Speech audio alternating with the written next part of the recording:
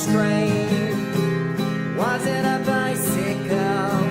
What is wrong with my brain? Is it the end of me? No, I must still believe. So I'm still in love, you see. Heck yeah, now I'm on my way. But let's stay focused, there's still a job in hand that we must do. Cameras start to click, we know what create is something new. So go Marty and Sarah and Mark and Matt, Owen, Smitty, McGrilly and Jamie Lane in the Archer County Band. The Archer County Band. The Archer County Band. The Archer County Band.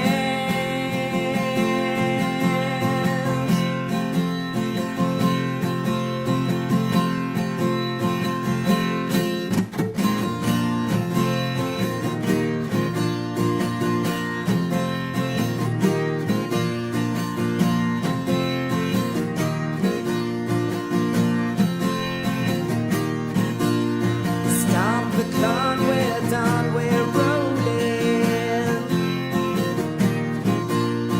Sound the horn and sing that we are going. 27 hours, that is the time. So let's hop on the bus and let it shine, shine, shine, shine, shine, shine, shine, shine. Say sha la la la la la la, sha la la la la la la, sha la la la la la la, sha la la la la la la, sha la la la la la la, sha la la la la la la, sha la la la la la la, sha la la la la la la.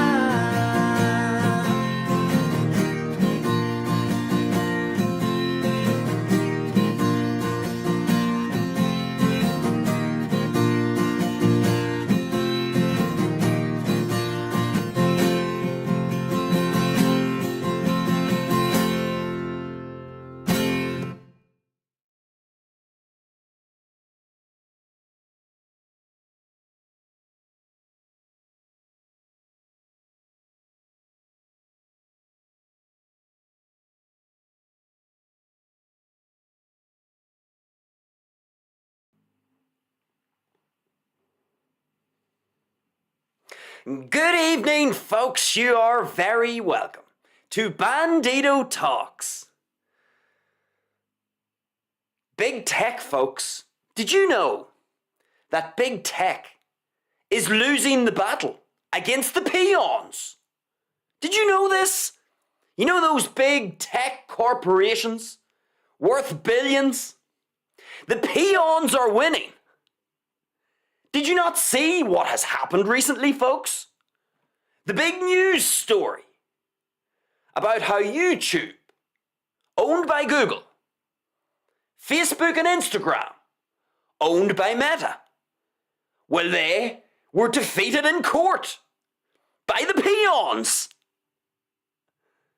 You know, it's easy to look at a story like this, isn't it, folks? And you think to yourself, well, isn't that just beautiful to see? The big tech giants, they're being cut down to size. Or are they, is the question. Because, you know, I did come across a very interesting article in the last few days about this defeat, if we want to call it that, YouTube and Facebook lost in court to some peon, some girl called Kaley, 20 years of age. She sued YouTube and Facebook because, you know, their platforms damaged her mental health. And so she took them to court, and she won, and she got paid $6 million in compensation for all the damage that YouTube and Facebook caused her. You know, her mental health was so badly affected. And now, Kaley and her family are millionaires. They did precisely zero to earn that money. They just went to the courts and they somehow defeated YouTube and Facebook. I kid you not. And you know, outside the court, folks, you had all the peons. Did you see the thumbnail? You see all the women, all the parents who were outside this court. They started to celebrate and they hugged one another. And some of them were sobbing. Oh gosh, it's, you know, we're winning. Us, the peons, were winning against the big tech giants. They were sobbing outside court, so happy with themselves. I'm sure Kaley was very happy. I'm sure Kaley and her parents delighted. I mean, they just made themselves $6 million because Kaley's mental health was so badly affected by what Facebook offers, by what YouTube offers. It was just so damaging to Kaley's brain that she was owed $6 million in damages because, you know, her mental health. And you know, I see this story, folks. It's being called this landmark social media addiction trial because, of course, why were YouTube and Facebook in court in the first place? Well, you know, they were being brought to court by all of these peons, Kaley included, because their platforms are deliberately being created in a way that are addictive. And it's because of this deliberate creation of an addictive social media platform, that's why they were brought to court by the peons. And somehow the peons won. And of course, the peons around the world are celebrating this. They're saying this is wonderful. You know, nobody's immune from the consequences of the law, including the big tech giants. And everyone thinks it's great. Well, just to make this nice and clear, because we're going to get into this, folks, this could be a long show. This could be a long show because there's a lot to get into here. But let me just open by saying that if you celebrated the fact that YouTube and Facebook lost in court, you watching this, listen to what the Bandido's saying. If you celebrated YouTube and Facebook's defeat, you have just qualified yourself as a board-certified dipshit. I thought I'd just get that out of the road at the beginning of the show, just so that you know, as you continue to watch the show, I want you to realize that your celebratory actions qualify you as a dipshit. So bear that in mind as we go throughout the show. Because, you know, look, the Bandido is a fair man. He's fair in his analysis. He's always fair in his analysis. He'll look at both sides. That's what we're going to do. Let me explain how we're going to lay this out, because there's a lot to get through. And we're going to be assisted by our mates over at the BBC. The BBC did a big whopping article on this, and we're going to use the BBC's article. We're going to go down through specific segments of this article. We're going to talk about it, but we're going to break the show up into 3 segments. 3 segments, folks. Segment 1, we are going to mount an argument that social media is in fact addictive. That's going to be the first segment. We're going to mount an argument in favor of social media, YouTube, Facebook, being addictive. That's the first part of the show. The second part, or the second segment, we are then going to mount an argument in defense of YouTube, Facebook, and all of the other social media platforms. Because the Bandido's a fair man. You know, people online, folks, they love to pick sides. You know, they love to pick their side and then dig their trench. Instead of just, you know, being objective, looking at both sides, laying it out, and then let the audience decide what it is that they want to think. So our second part of the show, the second segment, we could say, we're going to mount an argument in defense of YouTube and Facebook and all of these other social media platforms. And then the third and final segment, this is where the gold really is here, folks. We're going to extract the lesson from all of this because there's a really important lesson here. When we get through the first two parts or the first two segments, we'll have laid it all out, the arguments for and against, on both sides of this equation. And then we're going to extract the lesson. And let me give you a little teaser as to what the lesson is going to essentially be revealing to all of us. Here's a little teaser. Be careful what you wish for, folks. Be careful what you wish for, because by the time we get to the end of the show, you are perhaps going to realize why this defeat of YouTube and Facebook and some of these other social media platforms, why this defeat isn't the victory that you may think it is.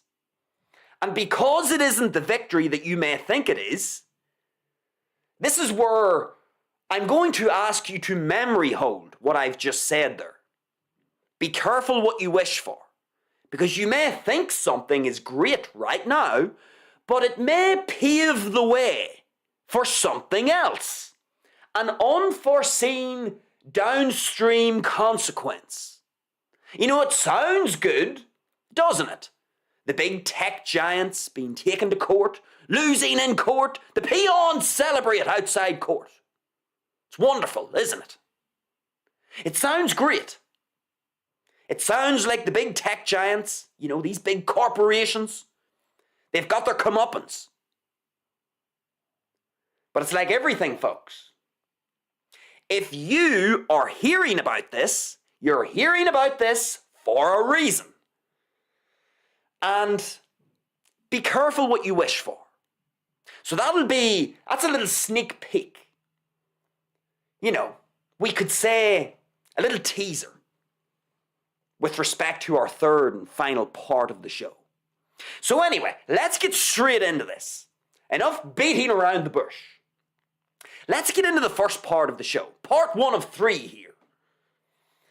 So we're going to mount an argument in favor of social media being addictive. Now, folks, I'm not going to spend a whole bunch of time here on this particular segment, this particular part of the show. If you, as a human in 2026, if you as a human with a fully functional brain in 2026, if you haven't realized that social media is addictive, then I'm afraid you're also a dipshit. Because folks, this is very obvious. Of course social media is addictive. We all know this. Why is it addictive? Well, let me explain. Let me give an analogy.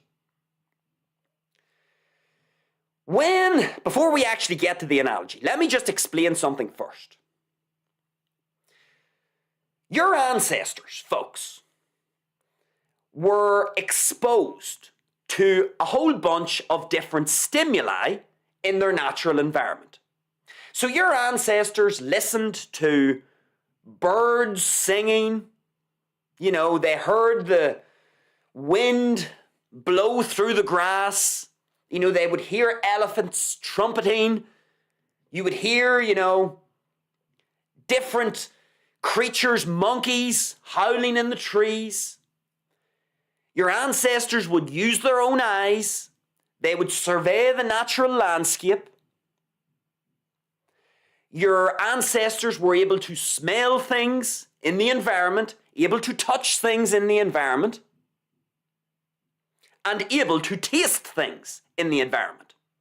So there were a whole bunch of stimuli in your ancestors' natural environment that they were exposed to. Sounds, smells, tastes, different tactile feelings, and then different visual stimuli. Now, of course, your ancestors lived in a natural ancestral environment. So these stimuli that they were exposed to were normal, natural stimuli. The sun would rise in the morning, then the sun would set, then nighttime would come in, the moon would be in the sky, the stars would be in the sky, you would have natural sounds, a natural environment, natural things to the touch, natural smells. Everything in your ancestors' natural environment was natural. The stimuli were natural. And as a result of being natural stimuli, we could say that they were normal stimuli. So your ancestors were exposed to perfectly normal stimuli. And how is it that you perceive a stimulus? Through your senses. Your sight, your hearing, your taste, your touch, your smell. Okay, so our ancestors were exposed to natural, normal stimuli that stimulated the brain of your ancestors in a normal way. Now, what has happened in modern day society in 2026? Do we now live in our ancestors' natural environment? No, we live in a modern civilization. We live in a very different, funny-looking environment compared to that of our ancestors. And in this modern environment in which we live, we are no longer exposed to normal stimuli. We, as modern-day humans, one of the trade-offs of living in modern-day civilization, there are many benefits. We've talked about this before, folks. There are many benefits of living in modern-day civilization. I'm not going to start going through all of them right now. You know what they are. Access, easy access to food, supermarket access, the ability to just, have things built for you, the ability to buy whatever you want, order things online, use technology. You have access to cars, access to planes. You have access to so many things that your ancestors did not have access to, things that make your life better. So modern civilization is a wonderful thing, but it also has some drawbacks. There are certain trade-offs that you and I have to make if we want to be part of modern day civilization. Do I want to live in my ancestors' natural environment out on the savannah? Fuck no. Of course I don't. Living out in the wild is extremely dangerous and difficult. I don't want to go back out into the wild. I'll probably die young. I'll not make it to 40, probably. So I'm very happy with modern day civilization. I don't want to live in my ancestors' natural environment, because there are a whole bunch of other costs associated with living in a natural ancestral environment. We've talked about these many times. You have to forage all day, you have to hunt all day, you have to watch your back in case you get predated upon, you don't have access to healthcare and basic sanitation, you might get invaded by a neighbouring tribe, infectious disease, you name it. There's a whole bunch of things that come packaged as part of the, overall proposal when you decide to live in an ancestral environment. I'm very happy with modern day civilization, But one of the benefits of living in your ancestors' natural environment is that you were only ever exposed to natural, normal stimuli that did not hijack your brain's attention mechanism, we could say. So natural, normal stimuli don't hijack your brain's attention because they're normal and natural. In other words, when you're dealing with normal, natural stimuli, you don't get overly invested in any particular stimulus because it's a normal stimulus. It feels normal to your brain. It doesn't overwhelm your brain. It doesn't cause this cascade of dopamine throughout your brain. So, natural, normal stimuli don't cause the natural dopamine, we could say, response of a human to be hijacked because each stimulus is normal. It's well calibrated and balanced. So that's actually one of the benefits of living in a natural environment. In your ancestral environment, you're only ever exposed to natural, normal stimuli, which means your brain's dopamine response pathway is not hijacked, which means your attention isn't hijacked. And you're not essentially caught in a trap whereby you're overinvesting time, energy, and attention in something that's not in your best interests. That's what a trap is. So that's the benefit.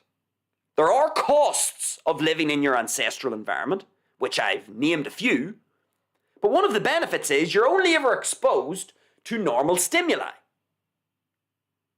which means your senses, your brain and your overall senses don't get hijacked. And so you never get distracted and you never overinvest time, energy, and attention in something that's not in your best interests. Modern day civilization, folks, modern society, while it gives us many, many more benefits compared to a natural ancestral environment, one of the costs of living in modern day civilization is that you and we are no longer exposed to normal natural stimuli. No, we are exposed to what we're going to call supernormal stimuli. We're not exposed to normal stimuli, we are exposed to supernormal stimuli. What's the difference? Supernormal stimuli do the exact opposite to what normal stimuli do. Supernormal stimuli absolutely hijack your senses, hijack your brain, hijack the dopamine mechanism. And what happens when your brain,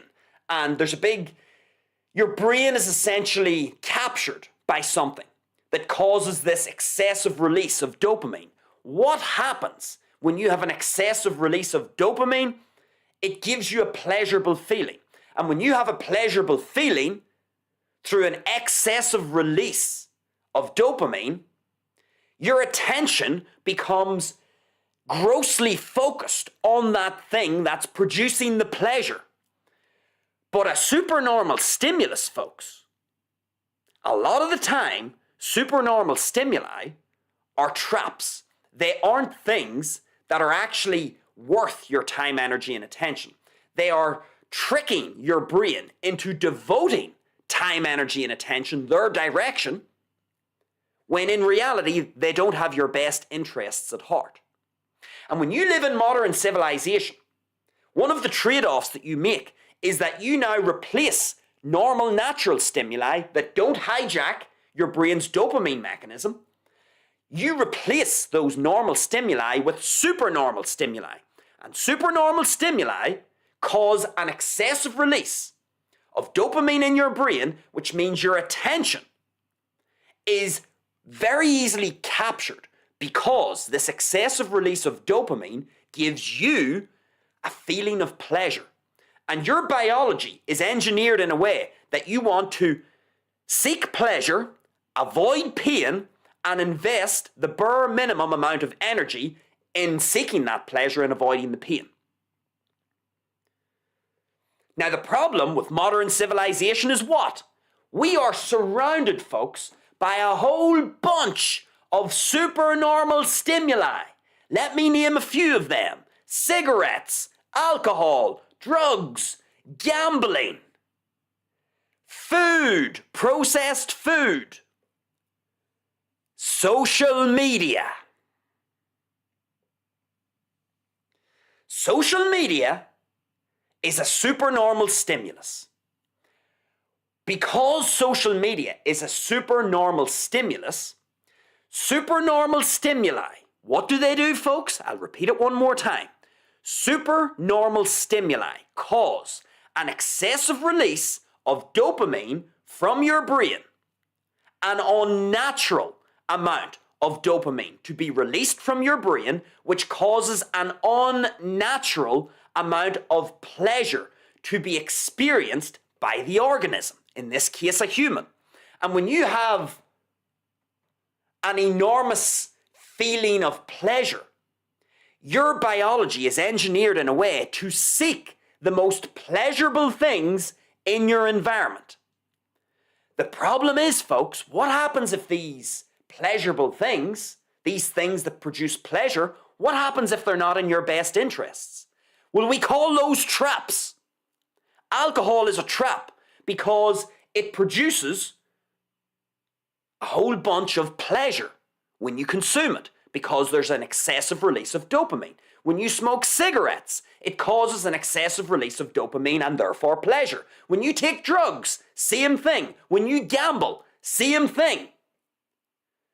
When you eat high-calorie food, super calorie-dense food, processed food, same thing. Excessive release of dopamine, an enormous feeling of pleasure, because your biology is engineered to seek pleasure, avoid pain, and do so investing the minimal amount of energy necessary, you get trapped. Your time, energy, and attention gets trapped into engaging into this behavior. And social media is a supernormal stimulus.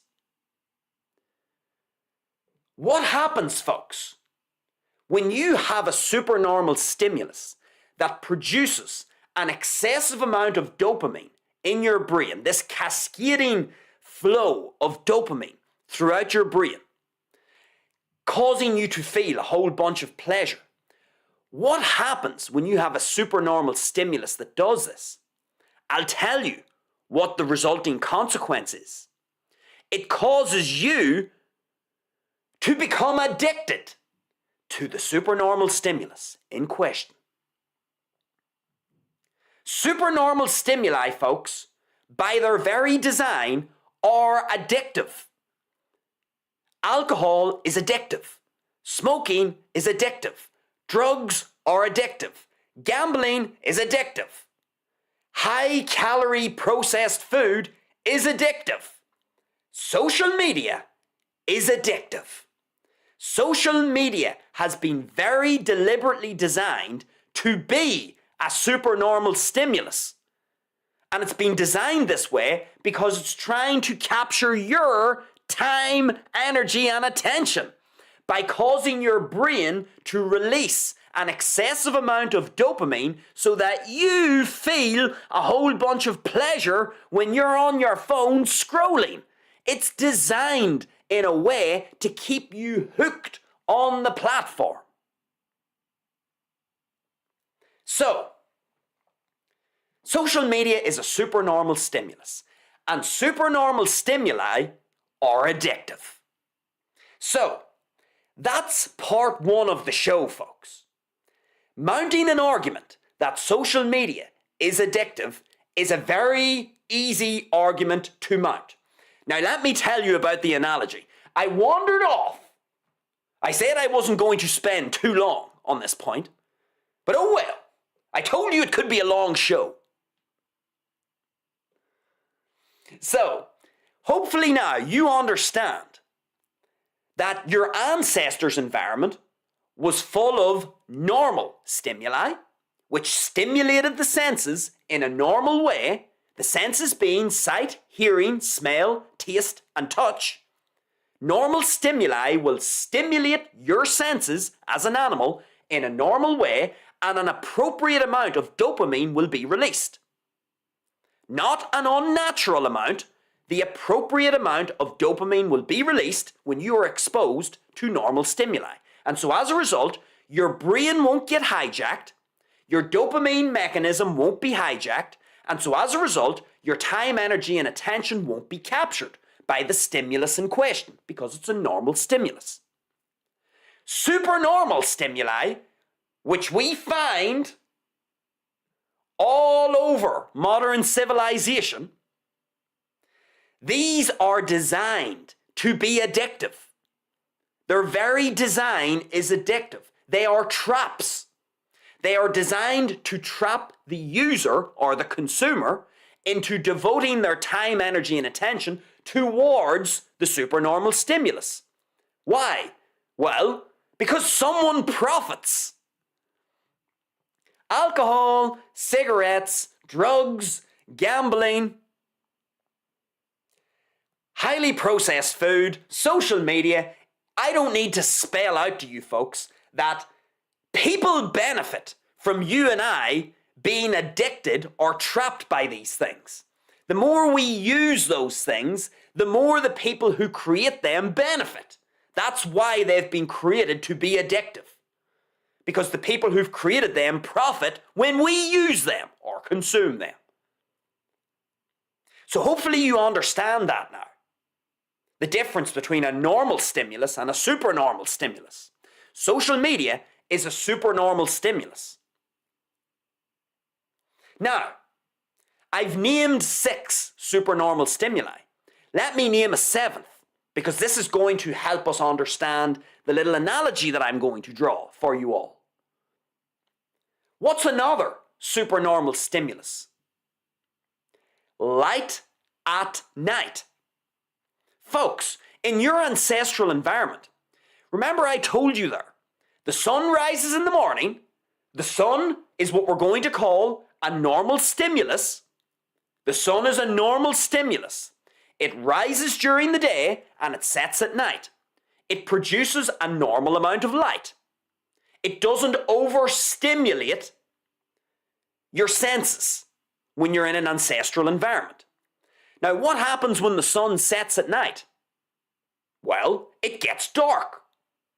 And so the only access to light that your ancestors had at night was the moon, the stars, and natural fire. All 3 of those things, you guessed it, are normal stimuli.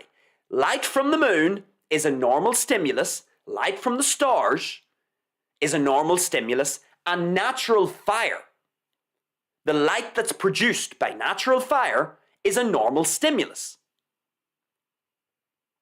So your ancestors, when the sun set and it became dark, your ancestors only had 3 sources of light: fire, light, moonlight, or starlight. What has happened in modern day civilization? What happens when the sun sets in modern day civilization? Are we just plunged into darkness? Do we have to use the moonlight and the starlight and natural firelight to see our way at night time in the house? No, we do not. We use this thing called artificial light. And what happens when you use artificial light at night?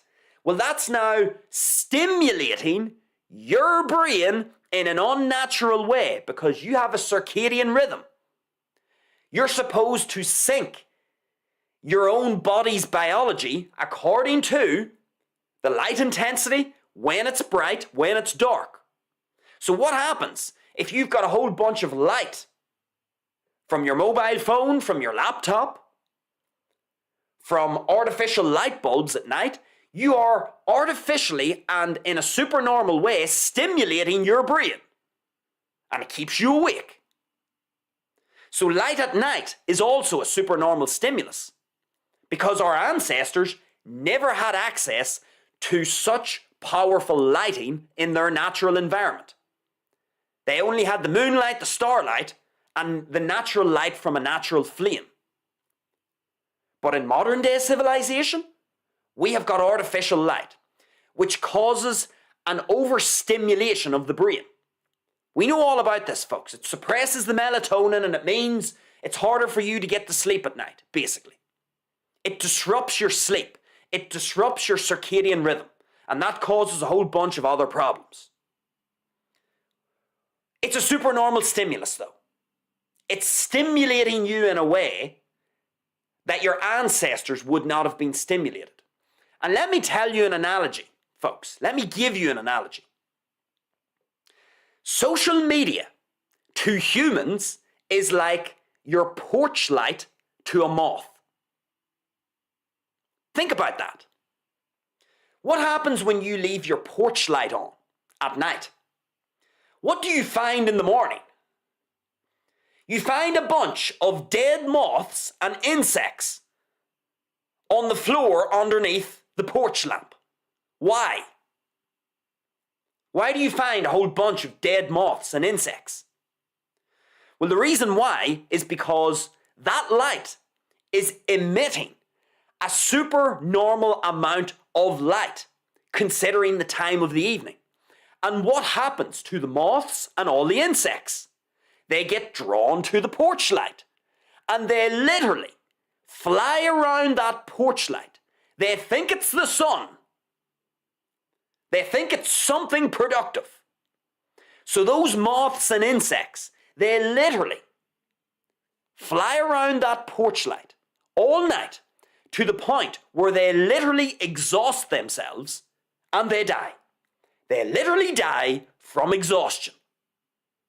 Now you may say, well, how stupid is that? Stupid moths and insects. Well, you could look at it like that. Or you could look and say, well, actually, folks, a porch light at night is a supernormal stimulus. And look what happens, folks, when you have a supernormal stimulus. In this case, your porch light. What happens to the moths and the insects? They get tricked. They fall into a trap. They are making a mistake. It's a trap. The moths think that it's productive to fly around this lamp, this porch lamp, when it isn't. And so they spend all night. That's why you hear people saying, turn your porch lamps off at night. Otherwise, you're going to kill a whole bunch of moths and insects. What's happening there? The porch lamp is a supernormal stimulus. It's emitting an unnatural amount of light. And those moths, those insects, are getting totally seduced by the intensity of that light. In other words, what are we talking about when we say about dopamine? Dopamine gets released. Dopamine generates a feeling of pleasure. And if you're a creature, if you're an animal, pleasure in an ancestral environment is a good sign. Pleasure means if you're feeling a whole bunch of pleasure in your ancestral environment, that means you're doing something right. That means you're reproducing and having a whole bunch of orgasms, or it means you've found some high-calorie food. In other words, pleasure, your biology interprets pleasure as biological success. That's what pleasure, that's how it's interpreted by your biology. So you can see the problem here, folks. If pleasure is interpreted by your mind as biological success, what happens whenever you get a supernormal stimulus and you get an absolute cascade, an overflow of pleasure? Well, your body and your mind is thinking, great, I've hit the jackpot. All this dopamine is signaling to me that I should continue to engage in this behavior because this behavior is yielding a whole bunch of pleasure. And if I'm an animal, with animal psychology, pleasure equals biological success. Pain equals biological failure. Those are two very important equations, folks, if you're an animal. Pleasure equals biological success. Pain equals biological failure. And so if you're feeling a whole bunch of pleasure, that means your mind is going to interpret that activity that is producing the pleasure as a biologically useful, a highly useful biological activity. You should continue to pursue this activity over and over again. And the moth is feeling exactly the same thing. When the moth sees that porch lamp at night, it's thinking, oh great, look at all that light. And it starts to fly around it and it bumps into it. You can hear them. They're literally head-butting the lamp. Boom, boom, boom. They fly around and they crash into it and they can't understand what's happening, but their biology is telling them, keep flying around the lamp. It's good for it's producing a feeling of pleasure. Why? Because it's a supernormal stimulus. That porch lamp to the moth is a supernormal stimulus. Now, what's the problem? Well, is the porch lamp and the light that's emitted from the porch lamp in the best interests of the moth? Of course it isn't. The moth gets seduced. It gets tricked. It falls into the trap. The moth hasn't correctly identified, oh dear, this is a supernormal stimulus. This is a trap. If I continue to fly around and bump into this porch lamp, I'm going to die from exhaustion. And that's why the moths and a whole bunch of insects die when you leave your porch lamp on. And so for us as humans, social media to us has the exact same effect. Just like the moth gets seduced by the porch lamp, we have the exact same reaction to social media. Social media platforms, folks, with their algorithms, with the way you can scroll, it's like gambling, folks. It's like being in a casino. Scroll, scroll, scroll. Instant replay. All of the media that's bombarding you. Video here, video there. Picture here, picture there. One person saying this. Now you've got an animated film in front of you. You're just getting assaulted. When you go on to social media, your senses are being assaulted. And you get this dopamine cascade, which produces a whole bunch of pleasure. And then it's the excessive pleasure that's tricking you into devoting all of this time, energy, and attention to the social media platform. Because it's a supernormal stimulus. That social media platform is like the equivalent of a porch lamp to a moth. That's what social media is like to us. We are drawn to social media. We are drawn to alcohol, to cigarettes, to drugs, to gambling, to highly processed, high-calorie food. All of this stuff is like a fucking porch lamp to a moth. They are supernormal stimuli. And they are all traps. All of these things are not good for you. They are traps. You're going to lose at life if you engage in all of these things. And you get trapped by them. So, that's our argument for social media being addictive. I hope that's clear. I said I wasn't going to spend long. Oh well. So that's the first part, folks. Social media is definitely addictive. It's a supernormal stimulus. And supernormal stimuli are going to produce a whole bunch of dopamine, which is going to give you a very satisfactory feeling of pleasure. And remember the equation, folks. For animals, pleasure equals biological success. And that pleasure is going to be sought after. You're going to seek that pleasure. And if you've got an excessive amount of pleasure, feeling an excessive amount of pleasure, then your brain is going to, it's a mistake, but it's being tricked by the supernormal stimulus. It's going to think that that activity is biologically worthwhile for you to engage in. That's a mistake. Okay, so social media is definitely addictive. That we have clear. So let's move on to part 2. Let us now mount an argument in defense of Facebook and YouTube. Okay, so at this point of the show, folks, I'm going to read you out a little bit of our BBC article. So let me get the BBC article up here. I'm going to get it up on screen so you can actually read it with me. We're going to read certain sections of the article, and then we're going to talk about it. So let me get this article up here. So I'll get this. Let me move that. That's me up on screen. Now, you should be able to see this. Let's see. Okay, so I'm going to read this out. You should be able to see it on your screen. I'm going to read it out.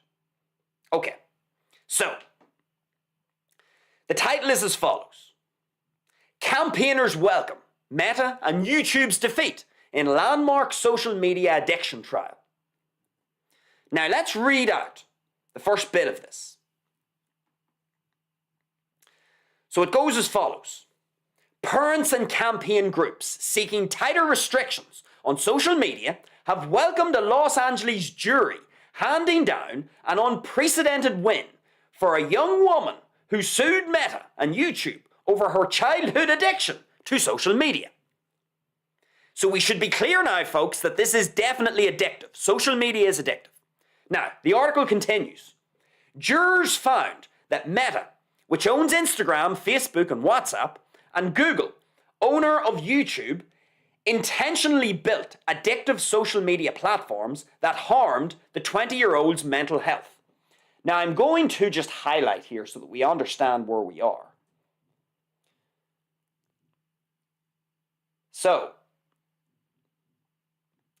we'll read this little bit. The woman known as Kaley was awarded $6 million in damages, a result likely to have implications for hundreds of similar cases now winding their way through US courts. Meta and Google said they disagreed with the verdict and intended to appeal. Meta said teen mental health is profoundly complex and cannot be linked to a single app. Now, let me go on down here. I'm going to read a little bit more here.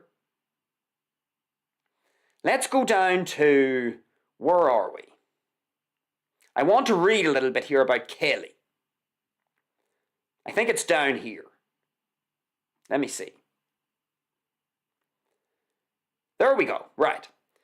I'll highlight this bit that we're going to read out. We're starting here. Up here. So follow me from this point onwards. Kaley said she started using Instagram aged 9 and YouTube aged 6 and encountered no attempts to block her because of her age. Quote, I stopped engaging with family because I was spending all my time on social media, Kaley said during her testimony. Kaley said she was 10 years old when she started having feelings of anxiety and depression, disorders for which she would be diagnosed years later by a therapist. Fuck me, disorders. We'll get to that in a moment. She also started to obsess about her physical appearance and began using Instagram filters that would change the way she looked, making her nose smaller and her eyes bigger, almost as soon as she started using the platform. As a child. Kaley has since been diagnosed with body dysmorphia, a condition which causes people to worry excessively about their physical appearance and prevents them from seeing themselves as others do. Her lawyers argued that features of Instagram, like infinite scroll, were designed to be addictive.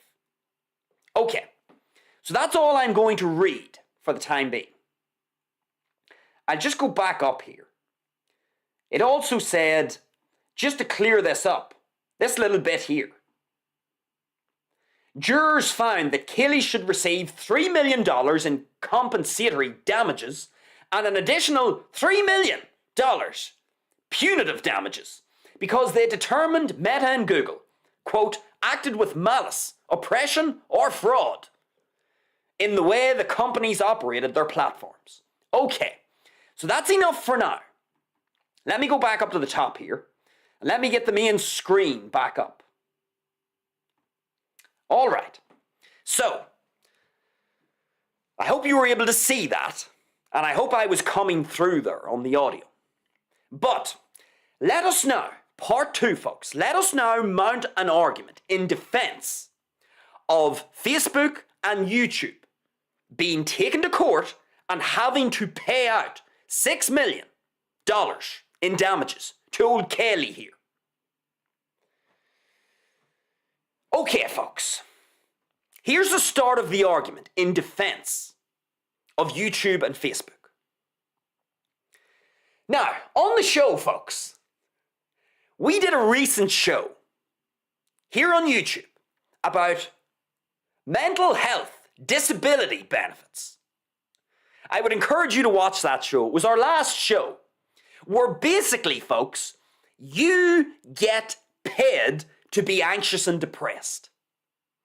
That is what can now happen in the UK. If you go to the doctor and you say, "Doc, the war in Iran has made me anxious. I feel like World War III is coming," the doctor will say, "Well, you know what? You're anxious, you're depressed. Here's your sick note because you're now a disabled person." Because remember, folks, in the UK, you can qualify as a disabled person if you are anxious or depressed. So the doctor gives you the sick note to say you're anxious and depressed because of the war in the Middle East. You can now go to your local benefits office and say, "Folks, I'm disabled because I'm anxious about the war in Iran. And because I'm disabled, I can now qualify for mental health disability benefits. And I can earn up to £700 per month or more for doing fuck all." That's what we talked about in our most recent live show. Now, why am I bringing this up? Well, in that live show, folks, for those of you who have watched it, you will remember what I said. You see, mental health, folks, you know, anxiety and depression, you know, all that.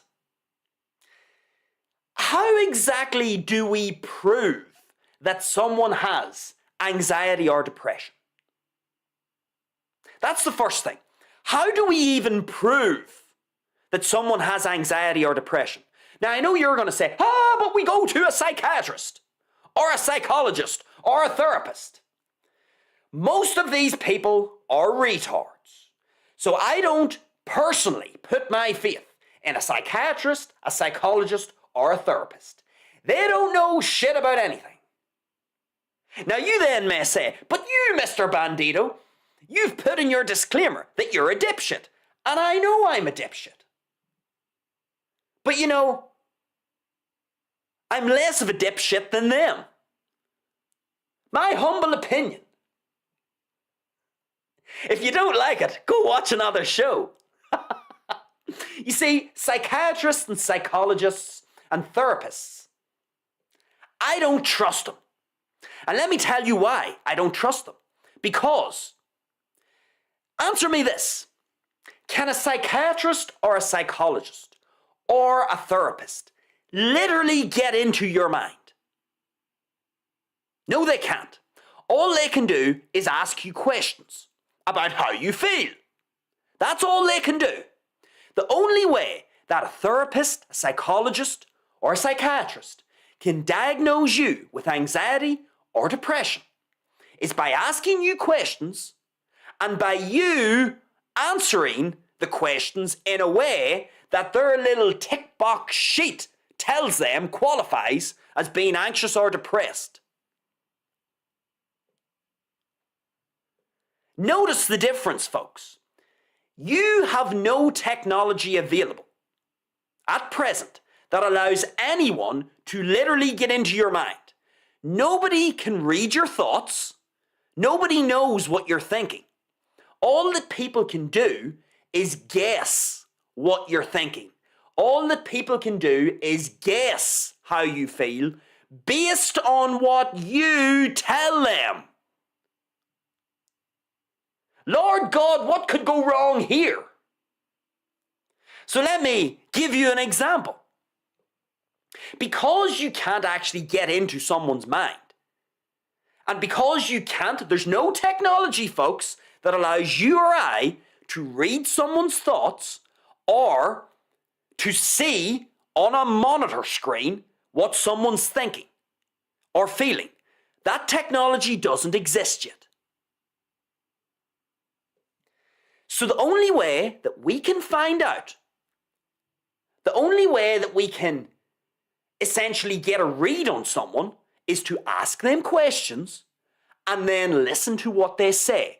And then we have to guess how they are feeling based on what they answer. And you know the psychiatrists, the psychologists, and the therapists, you know all these people, they all have a little sheet. And there's wee statements on the sheet and little boxes. And they'll be asking you the questions. And they'll be looking at their sheet and they'll say, oh, well, Frankie gave me that answer. That means a wee tick on that box. And oh, he said this. And Fanula said that. And one of these three professionals, if we want to call them that, they will go down their little sheet of criteria and they will tick the appropriate boxes. And if you tick all the right boxes, you get to be classified as being anxious or depressed. But notice, folks, it all depends on what you tell them. They cannot truly figure out what you're thinking or feeling because they don't have the technology to do that. Nobody can read your mind. All people can do is ask questions and listen to your response. So this means, folks, you have to trust what people are telling you. So this is then back to my example. If I go into the doctor, let's say the Bandido goes into the doctor, and the Bandido's thinking, you know what? I fancy a little lawsuit against YouTube and Facebook.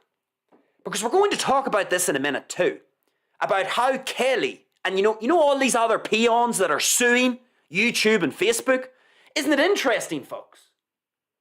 How are they funding their court case?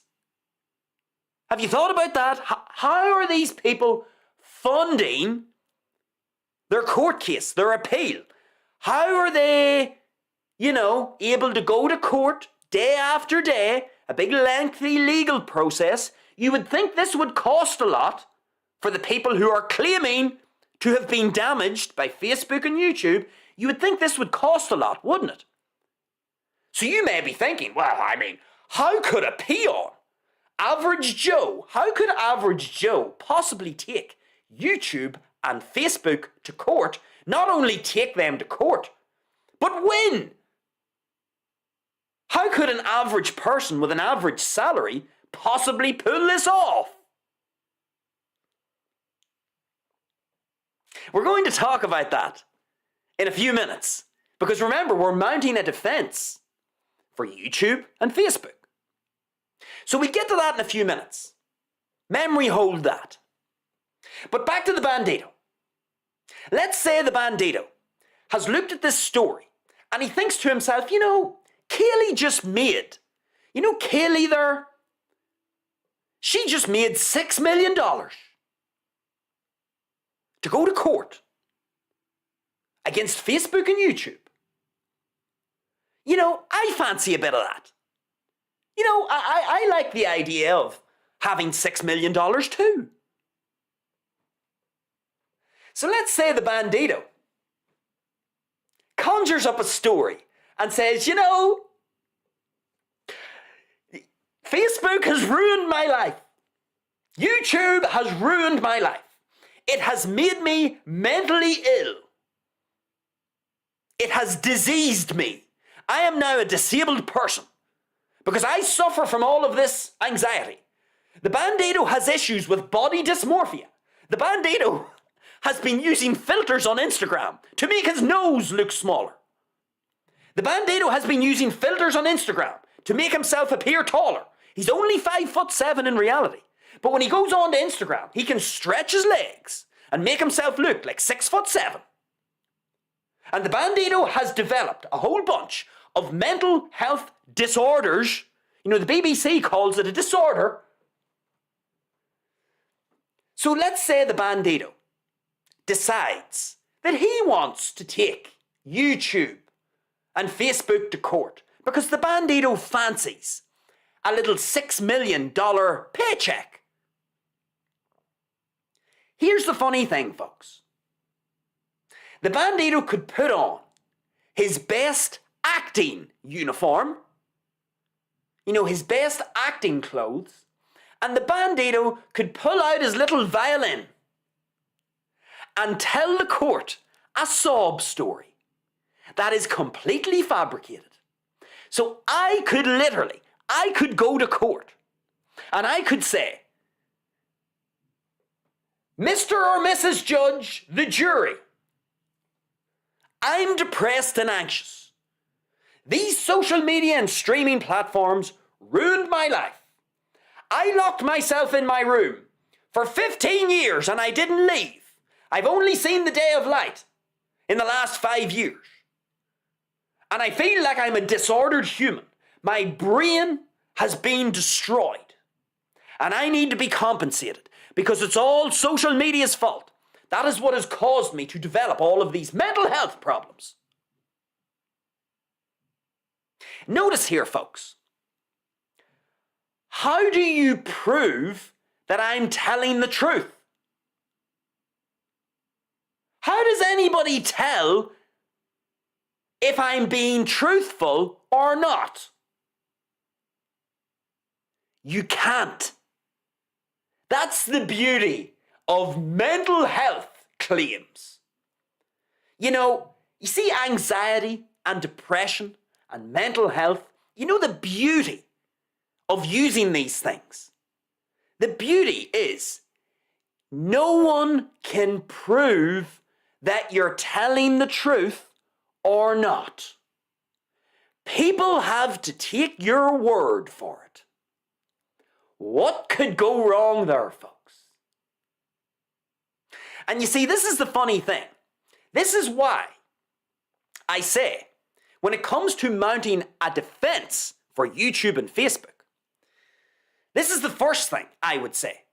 In defense of Facebook and YouTube, they are absolutely correct what they say in the article. How can anybody prove that Kaley's mental health problems were due to Instagram, Facebook, or YouTube? How the fuck do you prove that? You can't. You have to take her word for it. Oh, and by the way, folks, let's now get on to the legal aspect of this. Remember I said there the memory hold? How is it that Kaley and all these other peons, which are now lining up for their day in court, because surprise, surprise, folks, everybody's looking at Kaley and they're thinking, well, old Kaley there, she got 6 million for saying she was anxious and depressed because of social media. I fancy a bit of that. So you've now got thousands of people lining up, claiming that their mental health was damaged. So point number one, folks, nobody can prove, there's no way to prove that social media damaged anyone's mental health. You literally have to take people's word for it.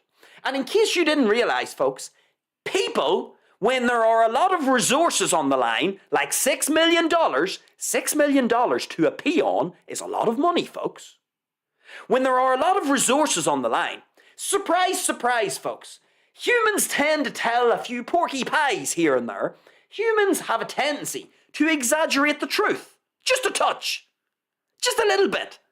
You know, if there's $6 million on the line, would you be tempted to exaggerate the degree to which you were feeling anxious or depressed? Better still, folks, let's talk now.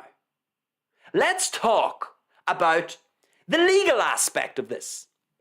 Did Kaley have to fund her own legal process? Did she have to pay her lawyers?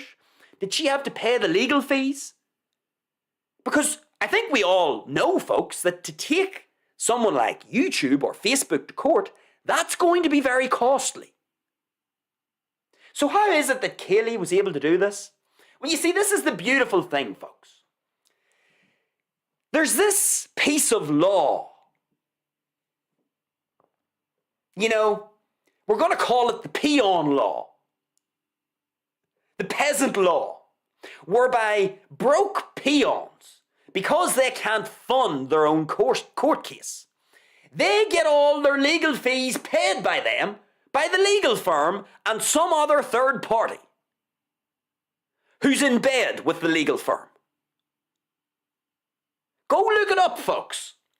Go type in to Google or AI, how do these regular people fund their legal cases against a big corporation, a big tech giant like YouTube or Facebook? Go look it up. And you know what you'll find? There's this law, the peon law that I'm going to call it, whereby the peons get their legal fees paid for them by the legal firm and by some other corporation that's in bed with the legal firm. Now you may say, well, what's in it for the legal firm? I mean, what's in it for them? What's in it for this other entity that helps to, this organization that helps the peons, you know, get their day in court?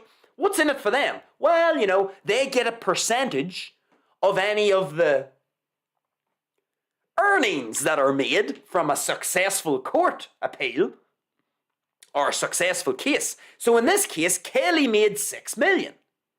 So, you know, the legal team, they will get a portion. There will have been an agreed percentage that the legal firm and then these other organizations and groups that are in bed with the legal firm that help the peons get their day in court, all of these people, all of these organizations, they get a cut of the final, you know, damages sum. In this case, $6 million.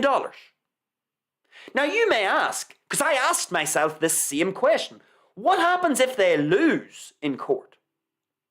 I mean, what happens if they lose? What happens if the legal team that's representing Kaley, what happens if they lose? Does Kaley owe them anything? No, she still doesn't owe them anything.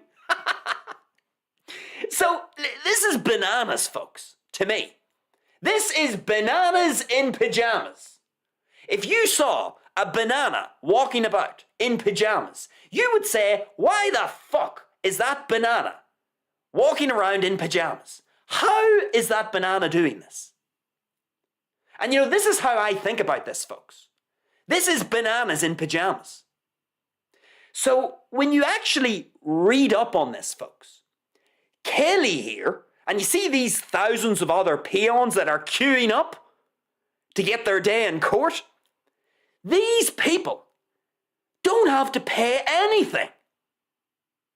The legal team and some other organization called Flashlight, go look them up, they pay for all of this. And then they get a cut of the final sum that's awarded to the person who's claiming to have had their mental health damaged. And even if Kaley lost, if one of these peons loses, they don't have to pay anything. So folks, in defense of Facebook and YouTube, you can see the incentive structure here. Look at the cost-benefit analysis from the perspective of these thousands of peons that want their day in court because their mental health was damaged. Look at the incentive structure. Run a cost-benefit analysis here, folks. So what is the benefit for anyone launching a claim against Facebook or YouTube for damages to their mental health? What's the benefit? Well, the benefit is a whole bunch of resources. In this case, money. $6 million. That's the benefit. What's the cost? Do these people have to part with any significant sum of money from their own bank account? No. The only cost is their time. So it's basically a free shot. It's like me handing you a dart and saying, all right, you're going to stand back here and you're going to throw the dart at the dartboard And if you can hit a red square on the dartboard, you're going to get $6 million. Are you going to throw the dart? If I tell you, here, take the dart, and if you hit one of the little red segments on the dartboard, you get $6 million. Oh, but what happens if I miss the dartboard or I hit a green segment? Oh, nothing. No, it doesn't cost you anything. It just costs you the time and energy to throw the dart. Are you going to throw the dart? Of course you are. The incentive structure, the cost-benefit analysis, it's been set up in a way where the peons get their legal fees paid for, and if they win, they get a whole bunch of money. If they lose, they don't lose anything. They're basically breaking even. So folks, can you see the problem here? In defense of Facebook and YouTube, you're going to have a whole bunch of peons. Average IQ, average peons. They are going to use mental health, which nobody can prove. There's no way to prove that anyone's mental health was damaged by Facebook, Instagram, YouTube, or anyone. You're going to get a whole bunch of peons who are going to use mental health damage, which you cannot prove, to bring YouTube and Facebook to court. These same peons that are using mental health, which you cannot prove, these same peons pay nothing significant when they go to court, and if they lose, they just go home, give themselves a pat on the shoulder and say, well, it was worth it. It was worth a shot. And if they win, they get a whole bunch of money. Do you think, folks, there's a possibility that there are a few peons out there who aren't really suffering any mental health problems? But do you think there might be a few of those thousands of people who are now queuing up for their day in court? Do you think there's a few of them that might exaggerate the degree to which their life has been damaged by social media? Is this a possibility? Is it a possibility that a few of these peons might look and say, you know what? I'm a bit of a useless human. I really have nothing of value to offer to the world. I've no skills, I'm fat, I'm out of shape, and I'm an idiot. But let's see here. What sort of a scheme could I conjure to try and get myself a whole bunch of resources with basically no downside, with basically no cost? What could I do? That's it! I know what I could do. I could go to the doctor and I could say, my mental health has been damaged by social media. No one can prove what I'm saying is actually true, but because the system is set up in a way that people who claim to have mental health problems get preferential treatment, I can go and claim that YouTube damaged my mental health. It turned me into a dipstick, and now I have a dipstick brain, and my brain is in a permanent dipshit state. And so as a result, I'm going to go and use this legal firm which will pay for all of my legal fees. Oh, this sounds like a good plan. So I don't really have to pay anything. Maybe I only have to pay a very small sum. But all the major legal fees, they are covered. And so I'm going to have this expert lawyer speak on my behalf. Because I'm a dipshit, I don't really know how to speak in public. So I'll just zip my gob and I'll get the really fancy lawyer to get up there with his suit on and he'll do all the talking. And he'll say that me, Patsy, but Jesus, Patsy had her life ruined by Instagram. She was using filters to make her nose look smaller and it caused body dysmorphia. And if I just sell this, if I can sort of exaggerate I don't even have a mental health problem. But if I can give the impression that I have a mental health problem, if I put my acting suit on that day, because hold on, actually. That's right. Nobody can get inside my mind. Nobody can get inside my mind. Nobody knows what I'm really thinking or feeling. So I just have to give the impression that I was feeling down in the dumps or anxious or depressed. And so because I don't have to pay anything in legal fees, and because there's a whole bunch of potential resources for minimal energy investment, this sounds like a good scheme. Put me in the queue. Put me in the queue. I want my day in court. Do you not think, folks, there will be a whole bunch of peons thinking exactly what I've just laid out? They are going to look at this and say, you know what? Kaley got 6 million. She got 6 million for saying that Instagram, Facebook and YouTube made her anxious and gave her body dysmorphia and made her have a negative impression of her own self-image. Do you not think other people are going to look at this and think, you know what? I think I can bag a whole bunch of money as well. And because my legal fees are taken care of because of the peon law, what have I got to lose? I may as well just take the dart and throw it at the board. Because if I land on a red segment,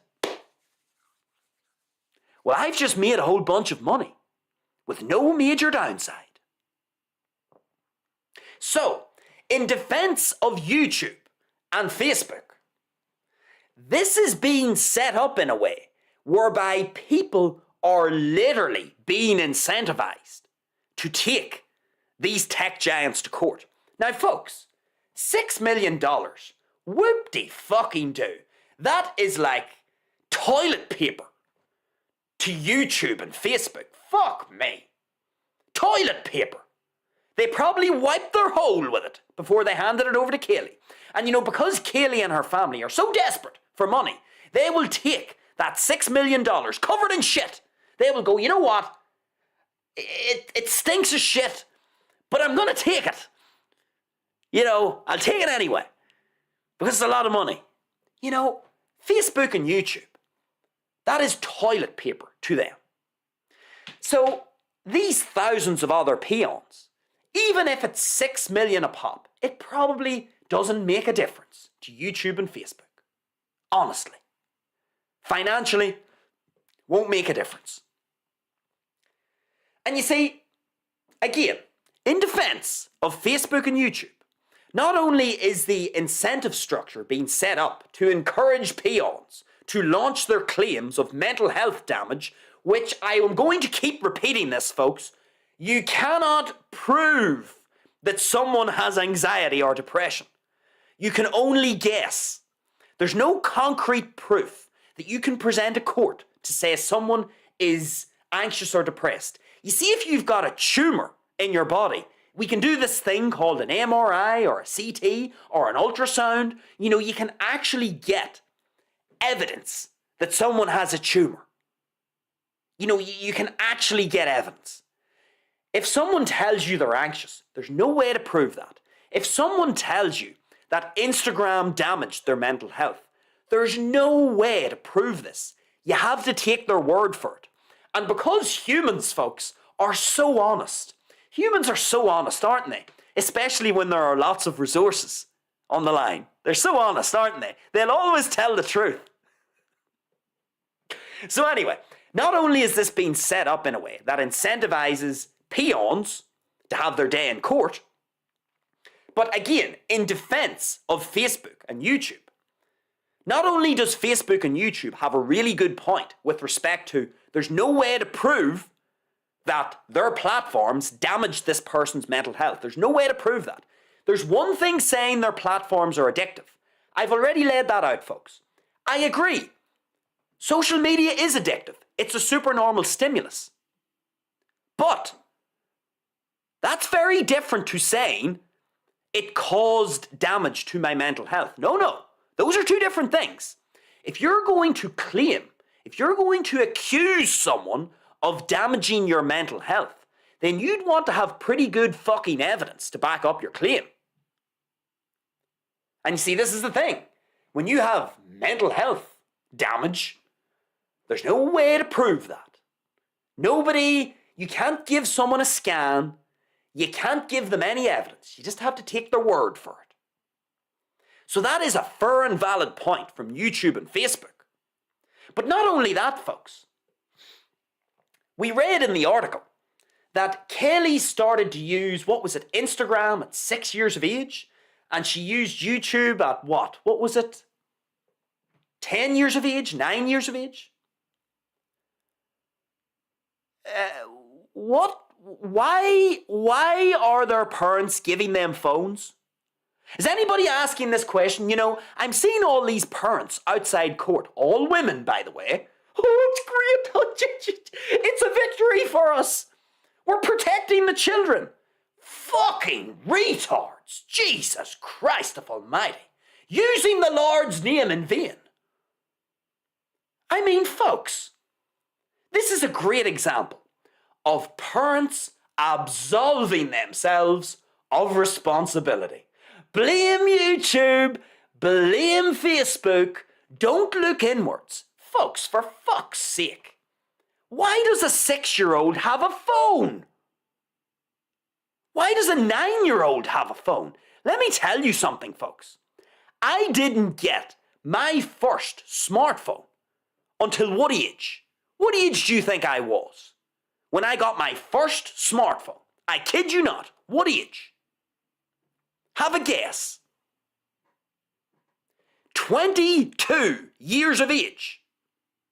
I'm a fully grown adult. That's when I got my first smartphone, where I was able to use the internet, use social media, and it's not because my parents were tyrants. Not at all. It's just because I didn't even realize it was an option on the table. You could call it a stroke of luck. But I'll tell you what my parents did do. They didn't willingly give me a phone. Now, I didn't ask for one, but they didn't just hand me a phone.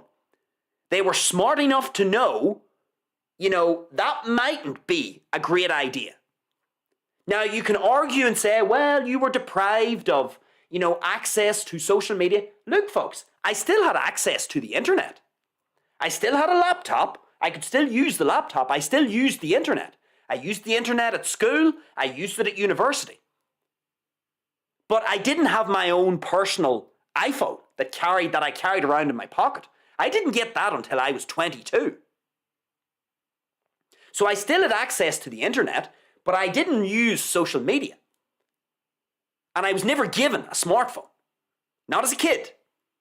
And again, that's not because I came from an authoritarian household.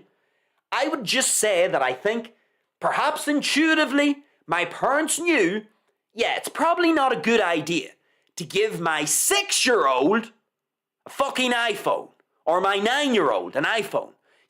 What could go wrong there? I didn't get my first smartphone until I was 22. And notice, folks, 22 years of age, I'm an adult. I'm a full-grown man. So whatever I want to do, that's up to me now. I'm a full-grown man. So in defense of Facebook and YouTube, what the fuck are these parents doing? Giving 6, 9-year-olds access to social media. Now, I know you may say, oh, well, Kaley and all these other peons, the thousands of them that are lining up outside of court for their payday because of mental health damages, you maybe will say, but they were using their friends' phones. They were using phones from some other source. Give me a break, folks.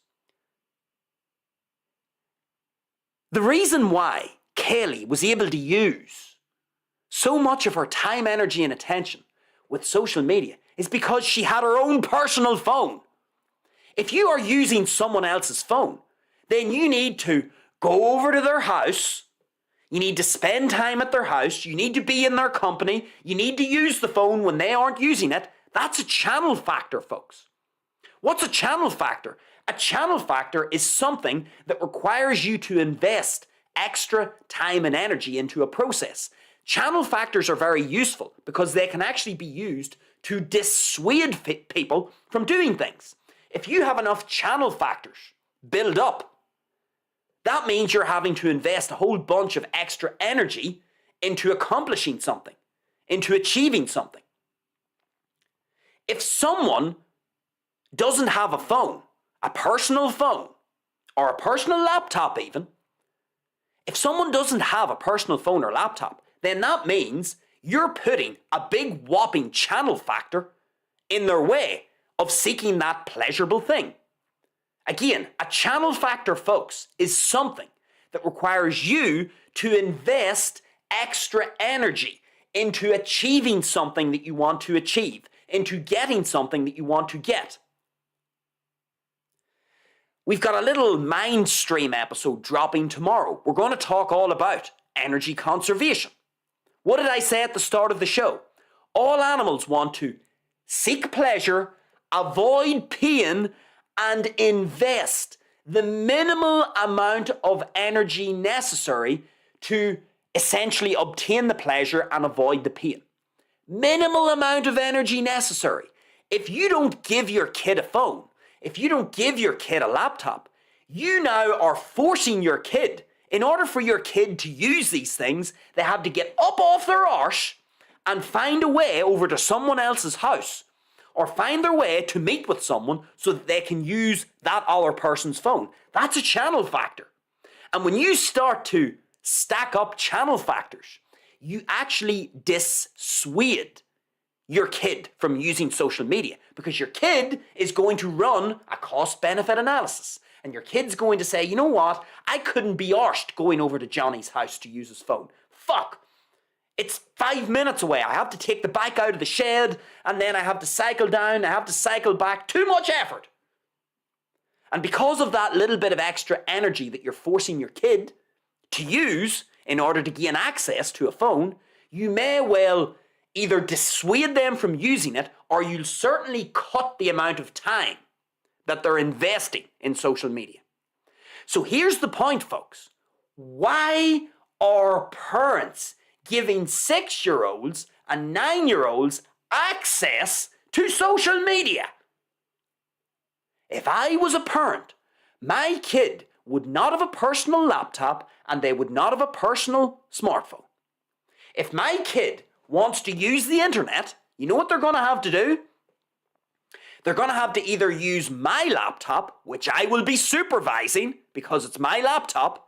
So they'll sit down in the evening, they'll get 1 hour or 30 minutes on the laptop, and I will be fucking supervising them in the room, and see when it hits 60 minutes, boom, laptop closed.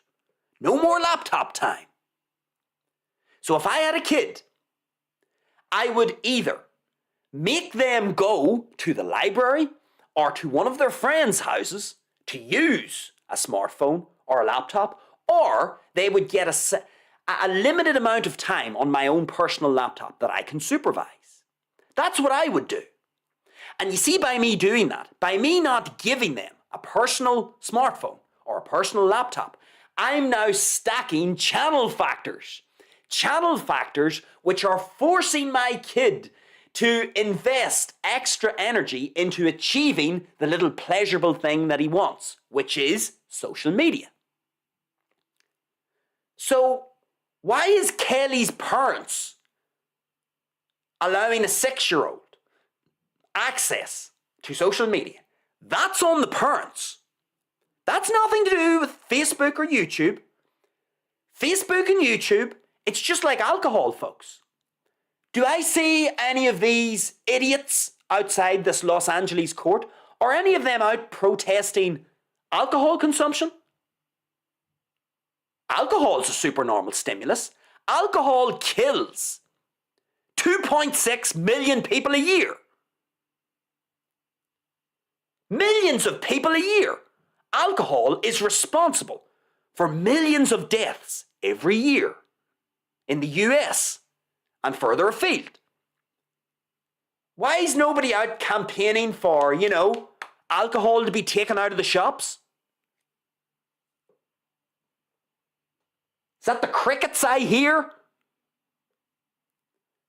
You see, these parents, it's a very easy solution here, folks. You see, if you're a parent and you're really worried about the children and the impact of social media, then don't give them a personal phone and a personal laptop. Simple. Start stacking channel factors. Make them go to the library to use a laptop or a computer. Make them have to arrange a time where they have to go and meet with a friend and use their friend's phone. Make them do it that way. Because when they do it that way, you're now forcing them. You're forcing them to go against their energy conservation mechanism. You see, your kid's energy conservation mechanism wants to just pick up the phone. Pick up the phone in the house with the central heating on, with their blanket up over their knees. Energy conservation. If you've got a personal smartphone or a personal laptop, but more so a personal smartphone, and you just carry it around in your pocket, you've removed the channel factor for your kid. The kid just has to invest the energy in taking the phone out of their pocket, and now they have the supernormal stimulus at their disposal. That's on you, the parent. You idiot. You see those people celebrating outside the court? Yes, it's a victory. Retards. Honestly, folks. Absolving, it's beautiful actually to look at. Go look at the thumbnail for this show. Go look at them. You know, you would swear they were having an orgasm. You know, you would swear they were getting fucked and they were having an orgasm. Unbelievable. These people, you know what they are? They are just typical of an average human. An average human doesn't want to accept responsibility for their own actions. Typical of an average human. And you see all these parents. Oh, this is a victory. Yeah, you, the parent. Why are you giving your son or daughter a personal smartphone or laptop? Fuck that. Let me tell you what they should do. The parent should be getting them nothing. Oh, well, that's deprivation. That's not fair. Their friends have it. Well, how much do you care about this issue? If you're one of these people who cares so much about your little son or daughter's mental health, well, then this shouldn't be a big deal. Not giving them a phone. No, here's what you do. You don't give them a personal phone. You don't give them a personal laptop. You know what you say to them? You say, you know what? If you want to use these things, you go out to the library. If you want to use a smartphone, you're going to have to find someone else's smartphone to use. You're not having a personal smartphone. There will be no personal smartphones in this house. And if I catch you with a personal smartphone that someone else has bought for you, it's going in the garbage. FYI, that's what I would do. So I would make it very clear to my kid, yeah, smart ass. You see, if you go and get someone to buy you a phone, that's fine. But you see, if I catch you with it in the house, I am going to smash it with a hammer. And you won't have a phone anymore. So you be very careful, son. If you go and get someone to buy you a smartphone, and I catch you with it in this house, you are going to have your phone destroyed.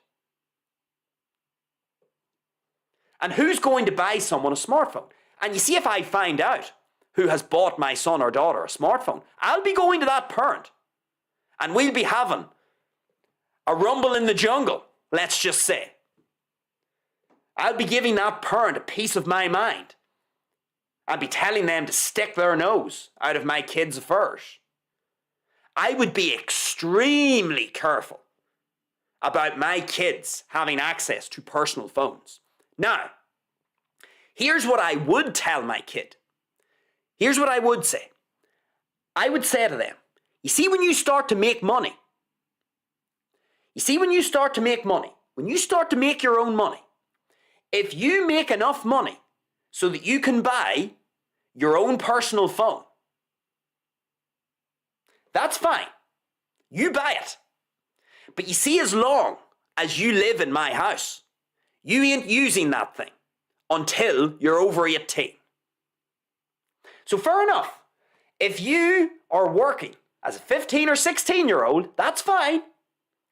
If you're making your own money, you're making your own money. I'm not going to tell you how you are supposed to use your own money. I can advise you if you ask for my advice. But until you own your own house, because once you own your own house, you can do whatever the fuck you want. If you're renting a property or you own your own property, you can spend all day on social media. For all I care. But you see, as long as you're under my roof, there's no smartphone until you're 18. So see, even if you do purchase your own smartphone, you're going to be using it outside this house.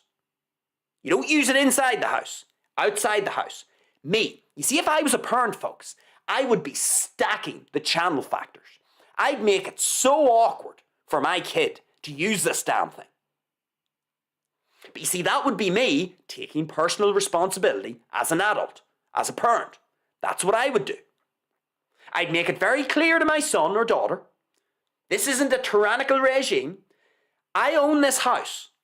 I pay the rent on this house. I bought this house. I pay for the mortgage of this house. This is my house. It's not your house. My house.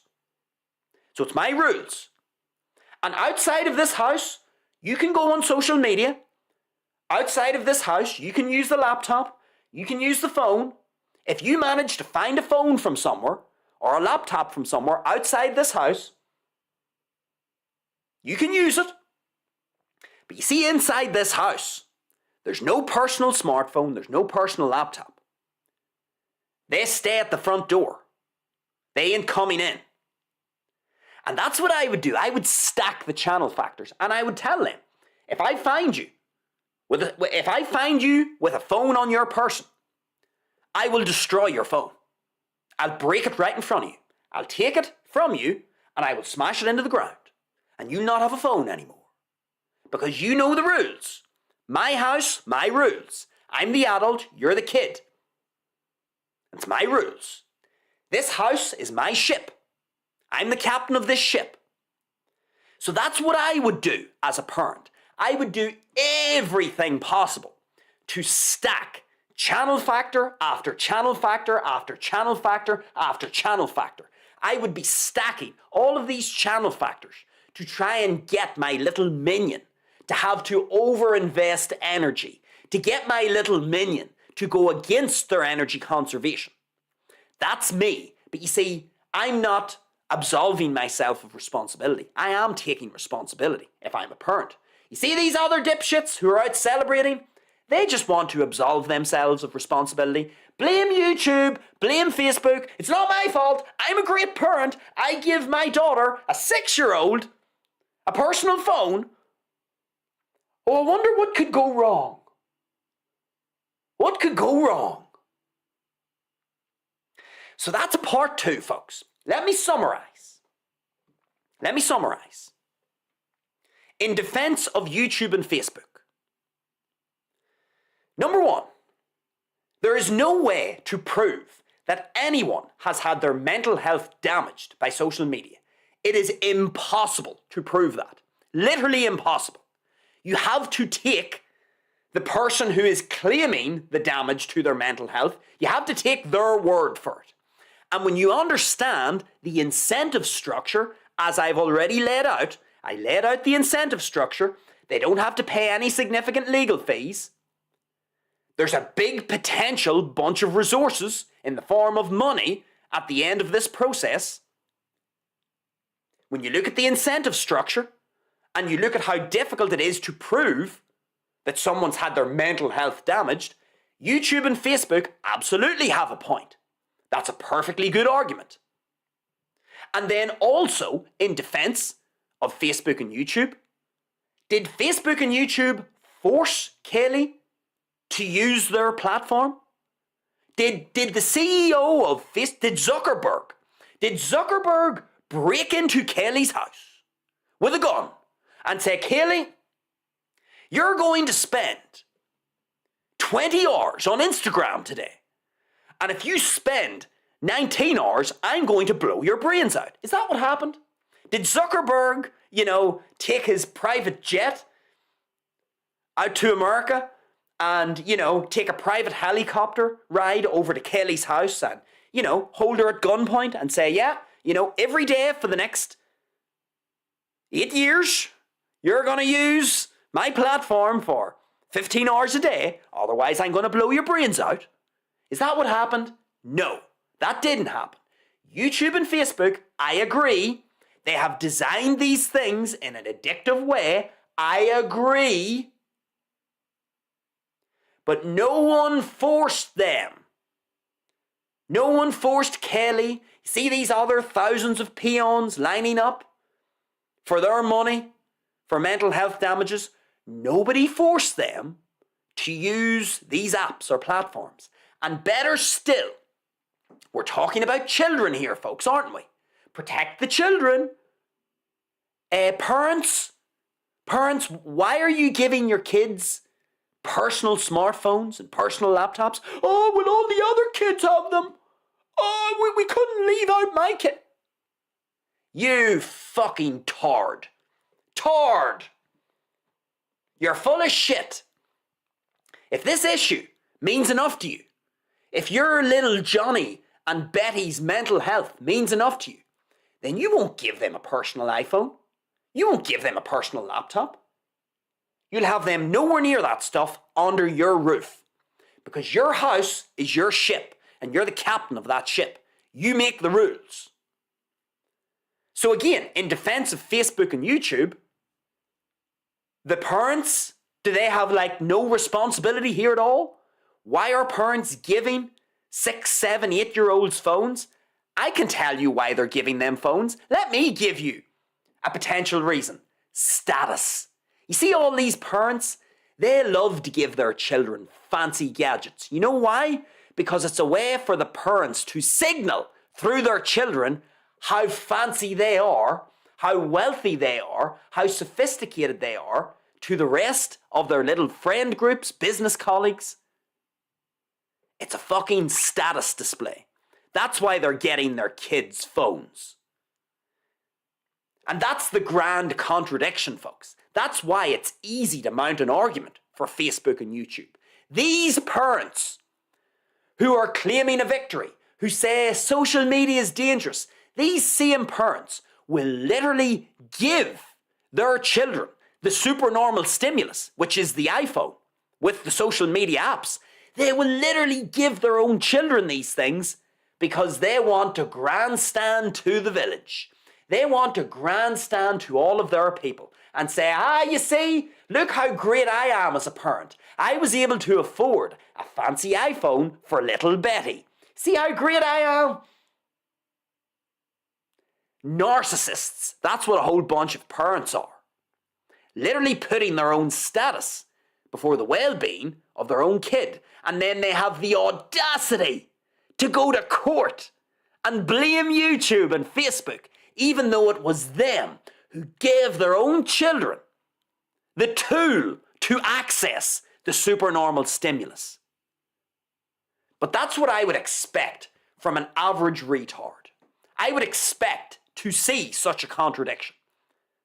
That's not violating expectations. That's exactly what I would expect to see. Okay, so that's part 2. Mounting an argument for both Facebook and YouTube. Mounting an argument to say, you know what, this is unfair. Facebook and YouTube have a point. So that's part 2. Okay, let me take a drink of water. I'm getting very excited here, folks.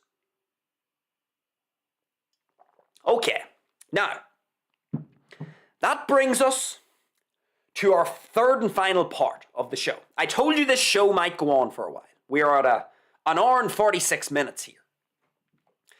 So let's get on to the third and final part of this show. The lesson. What's the lesson in all of this? What did I say? I told you to memory hold something at the beginning of the show. What was the thing? What was the little comment that I made at the beginning of the show?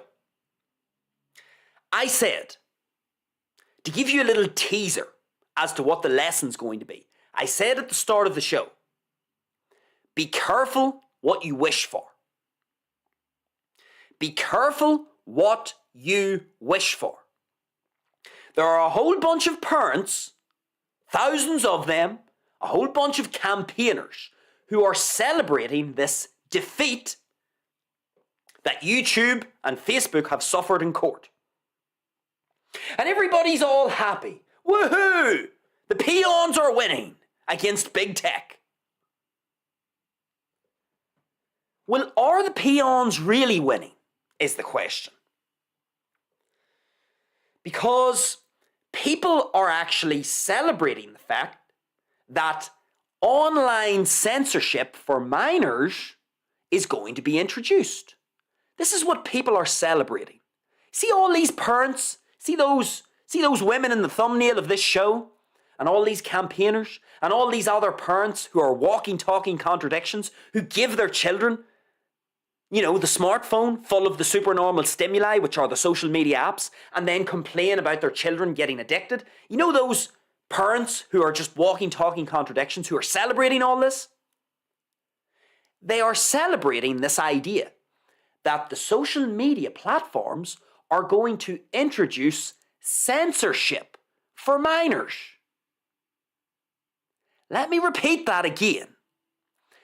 These parents and campaigners are celebrating the fact that rules, laws, and regulations are going to be brought onto the internet for minors to be censored, so that minors can't use social media, so that minors can't use certain things on the internet. Well, isn't that interesting? Now let's go back to our BBC article, because the BBC, they are our friends, aren't they? We use the BBC all the time now on the show, because the BBC is friends with the Bandido. Remember Tim Davie from many months ago? Remember the BBC were involved in a little incident? Remember that incident with Donald Trump's edited speech? Remember they tried to give everybody the illusion in their Panorama documentary that Donald Trump was inciting violence? Remember they very cleverly edited together a part at the beginning of the speech, a part at the end of the speech. They merged them together through clever editing and made it out as if Trump was inciting violence, telling his supporters to storm the White House. Remember the BBC, through their Panorama documentary, got caught with their underpants partying with their socks down around by their ankles. Remember that? And remember Tim Davie, the director of the BBC at the time, had to resign over this scandal. Well, you see, the BBC has always been a friend of Bandido Talks. So we're going to go back to this BBC article. Let us have a look and see. Let me get my little screen up here again. Let me get this article up. Okay, here we are. So I want to read you out another part of this article, because this is going to bring us full circle here. The third and final segment of our show. The lesson. Be careful what you wish for. So I'm going to bring us on down. Let us see. What is it I'm looking for? Okay. We're going to go down here. We're going to start here. So I'm going to start reading from this highlighted part downwards. I'm going to read all of this. This is important, so that we understand and we have a basis here for which to build our lesson. So the article goes as follows. Mike Proul, however you pronounce that, Mike Proul, a research director for advisory firm Forrester, said the back-to-back verdicts underline a, quote, breaking point between social media companies and the public. In recent months, countries such as Australia have imposed restrictions for children to stop or limit their use of social media. Let me read that again, folks. In recent months, countries such as Australia have imposed restrictions for children to stop or limit their use of social media. The UK is currently running a pilot program to see how a ban on social media for people aged under 16 may work. Let me read that one out again, folks. The UK is currently running a pilot program to see how a ban of social media for people aged under 16 may work. Quote, negative sentiment towards social media has been building for years, and now it's finally boiled over. Reacting to the verdict, Prime Minister Sir Keir Starmer, another great friend of Bandido talks, said the status quo was, quote, not good enough, and more needed to be done to protect children. It's all about the children, folks. We need to protect the children. Highlighting the government's consultation asking whether to ban social media for under 16s, Sir Keir said, quote, it's not if things are going to change, things are going to change. The question is, how much and what are we going to do? The article continues. Meanwhile, the Duke and Duchess of Sussex, really important people, folks.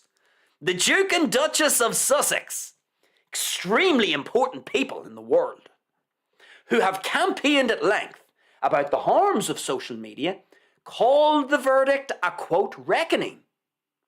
Let's keep going, folks. Bear with me. The last two paragraphs. Quote, let this be the change where our children's safety is finally prioritised above profit. You're hearing again about children's safety, aren't you, folks? Let's read this last bit. British online safety campaigner Ian Russell, sounds like an admirable chap, whose 14-year-old daughter, Molly, took her own life in 2017 after consuming harmful content online. How do we prove that? I'm going to go back to that again. Told the BBC's Newslight programme, quote, there is a big hope that this is a big moment and tech will need to change, but only if the governments do something about it. Well, folks, isn't that just a beautiful way to end our little bit on the article? Let me read that again. Let me read that beautiful quote from Ian Russell. There is a big hope that this is a big moment and tech will need to change, but only if, let me highlight it, it's so beautiful. This bit here, right here, but only if the governments do something about it. Wonderful. Now, let me get my main screen back up. Be careful what you wish for, folks. This is the big lesson from this story. It has taken us 1 hour and 55 minutes to arrive at the lesson. And the lesson is, be careful what you wish for. This whole thing, folks, you see this whole story, I've laid out, is social media addictive? Yes, it is. It's a supernormal stimulus. Is there an argument to be made in defense of YouTube and Facebook? Absolutely. We're being fair here, folks. We gotta be fair. The Bandido's a fair man. Now, here's the thing, folks. Only a true dipshit would really be celebrating this. That's what I put in the thumbnail. I said, this landmark social media addiction trial is only celebrated by dipshits. Why?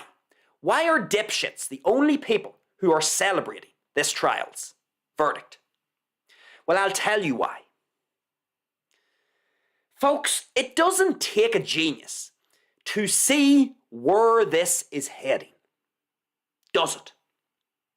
When I read you out that last bit of the article, Australia actually has already banned people from using social media under 16.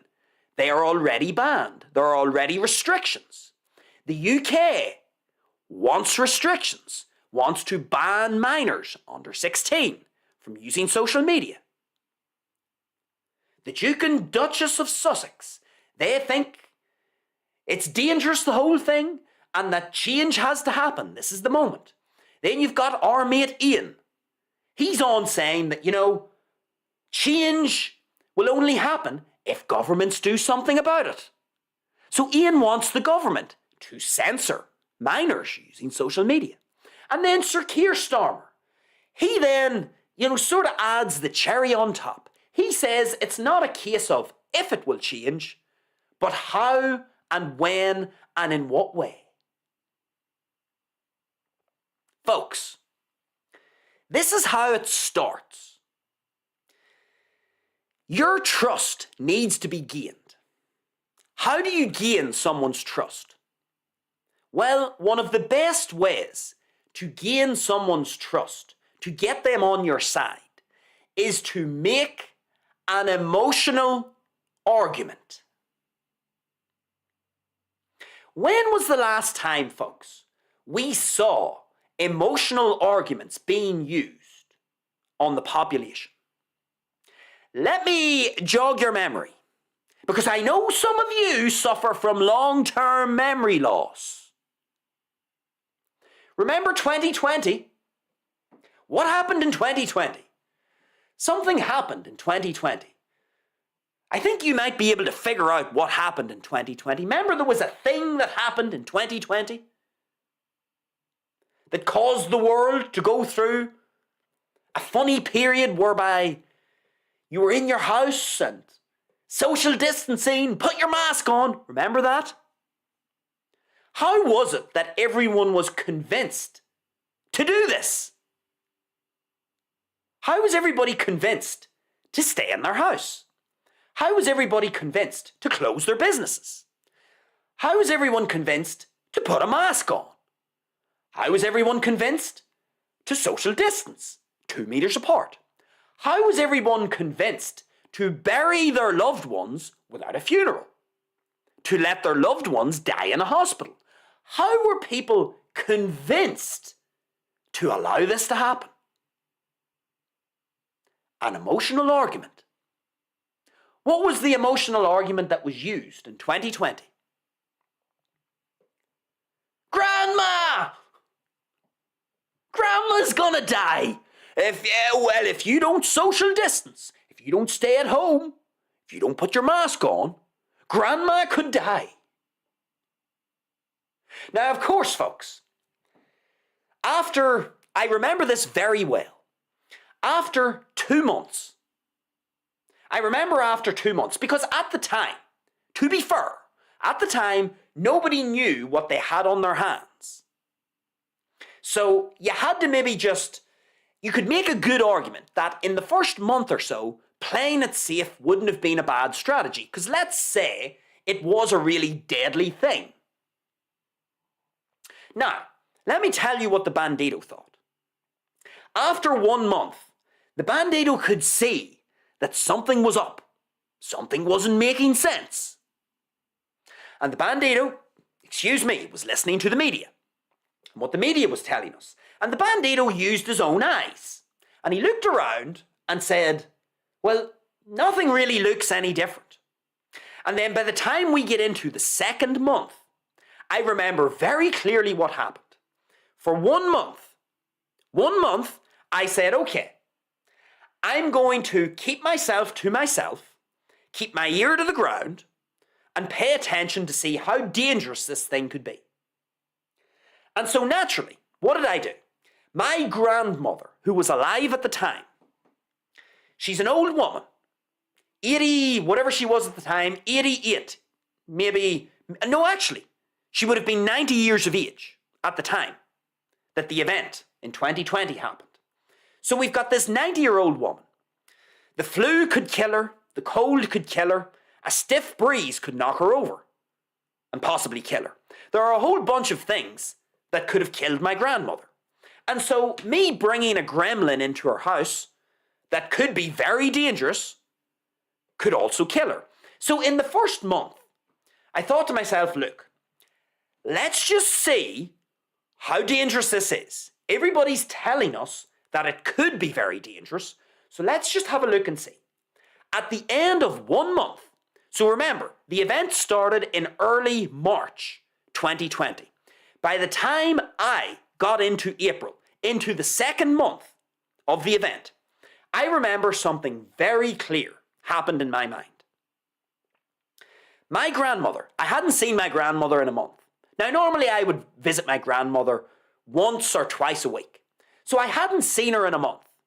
And as that month of March started to roll on, and you start to get evidence in, you start to use your own eyes, you start to look around, you start to sort of realize what you have on your hands.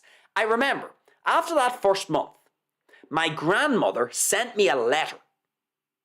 She sent me a letter, and by the time 1 month of the event had passed, I was starting to get suspicious of the whole thing. Very suspicious. Something didn't smell right. This doesn't look as dangerous to me as everyone's telling me. And so my grandmother, in early April, she sent me a letter. She wrote out a letter. Now, her handwriting at the time, she used to be a really beautiful writer.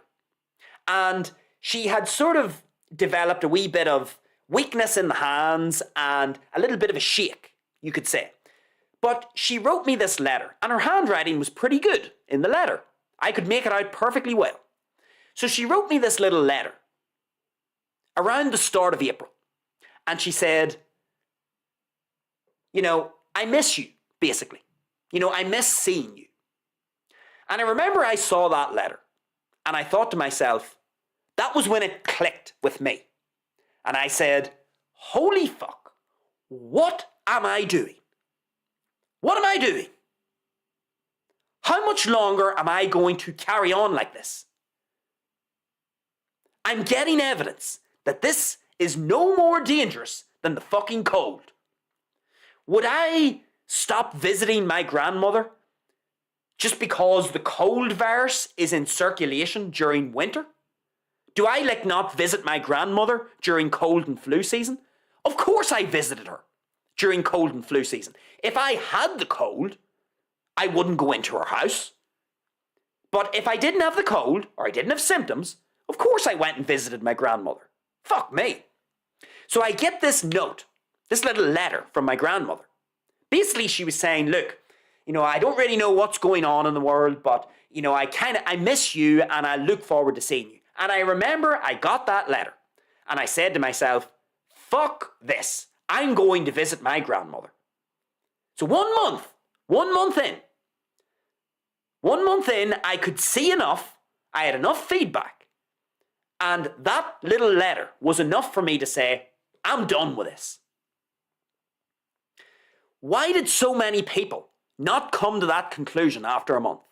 Why did so many people walk around with masks on, social distancing, not visiting their loved ones, allowing their loved ones to die in hospitals, allowing their loved ones to die in nursing homes, not visit them, not give them a send-off? Why did people agree to this? Emotional arguments. Grandma is going to die. Now, I understood after a month that this thing is about as dangerous as the cold. If my grandmother got a bad cold, that could have killed her. Fuck, if she had got a bad flu, that could have killed her. So the risk is pretty much the same in my mind. It's just one more thing that could have killed my grandmother. And the funny thing, folks? My grandmother made it right the way through the event. No problems. I started to visit her after 1 month of the event kicking off. She never had a problem. Well, isn't that funny? Emotional arguments.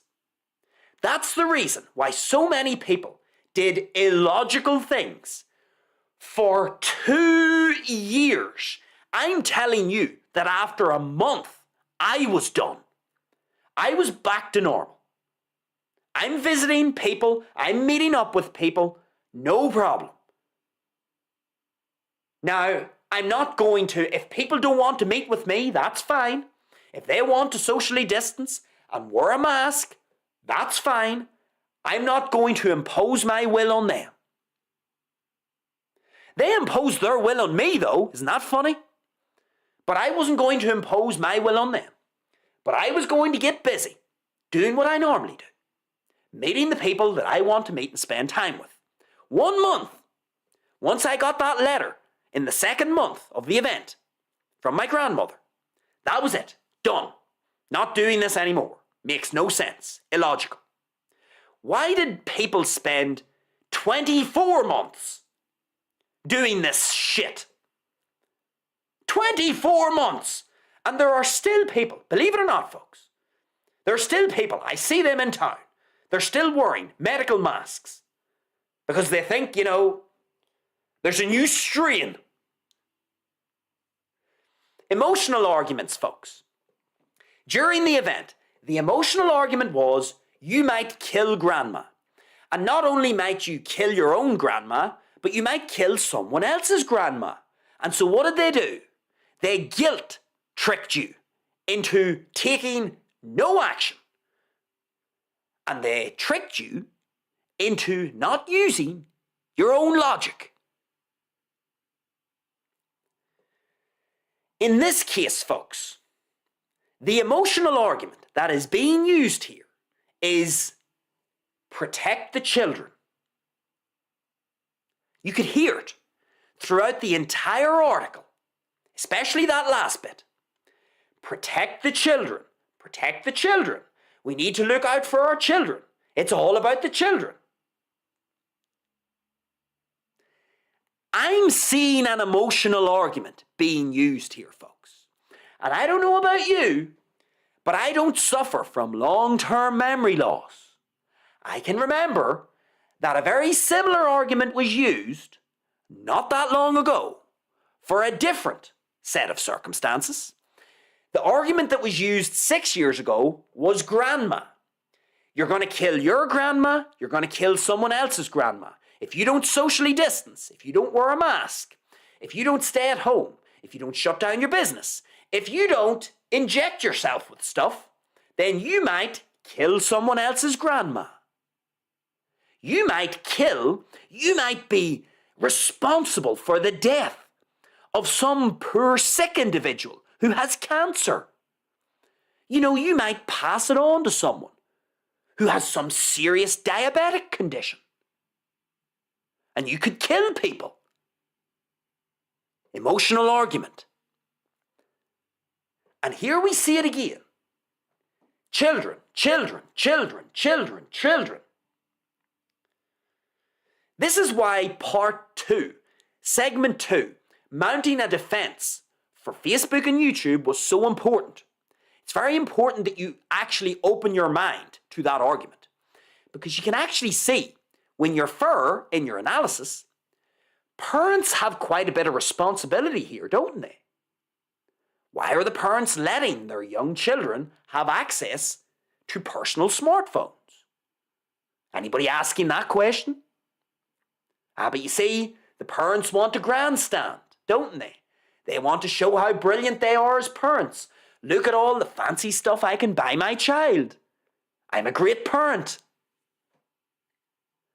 Now you see, a bit of status is on the line. And you see,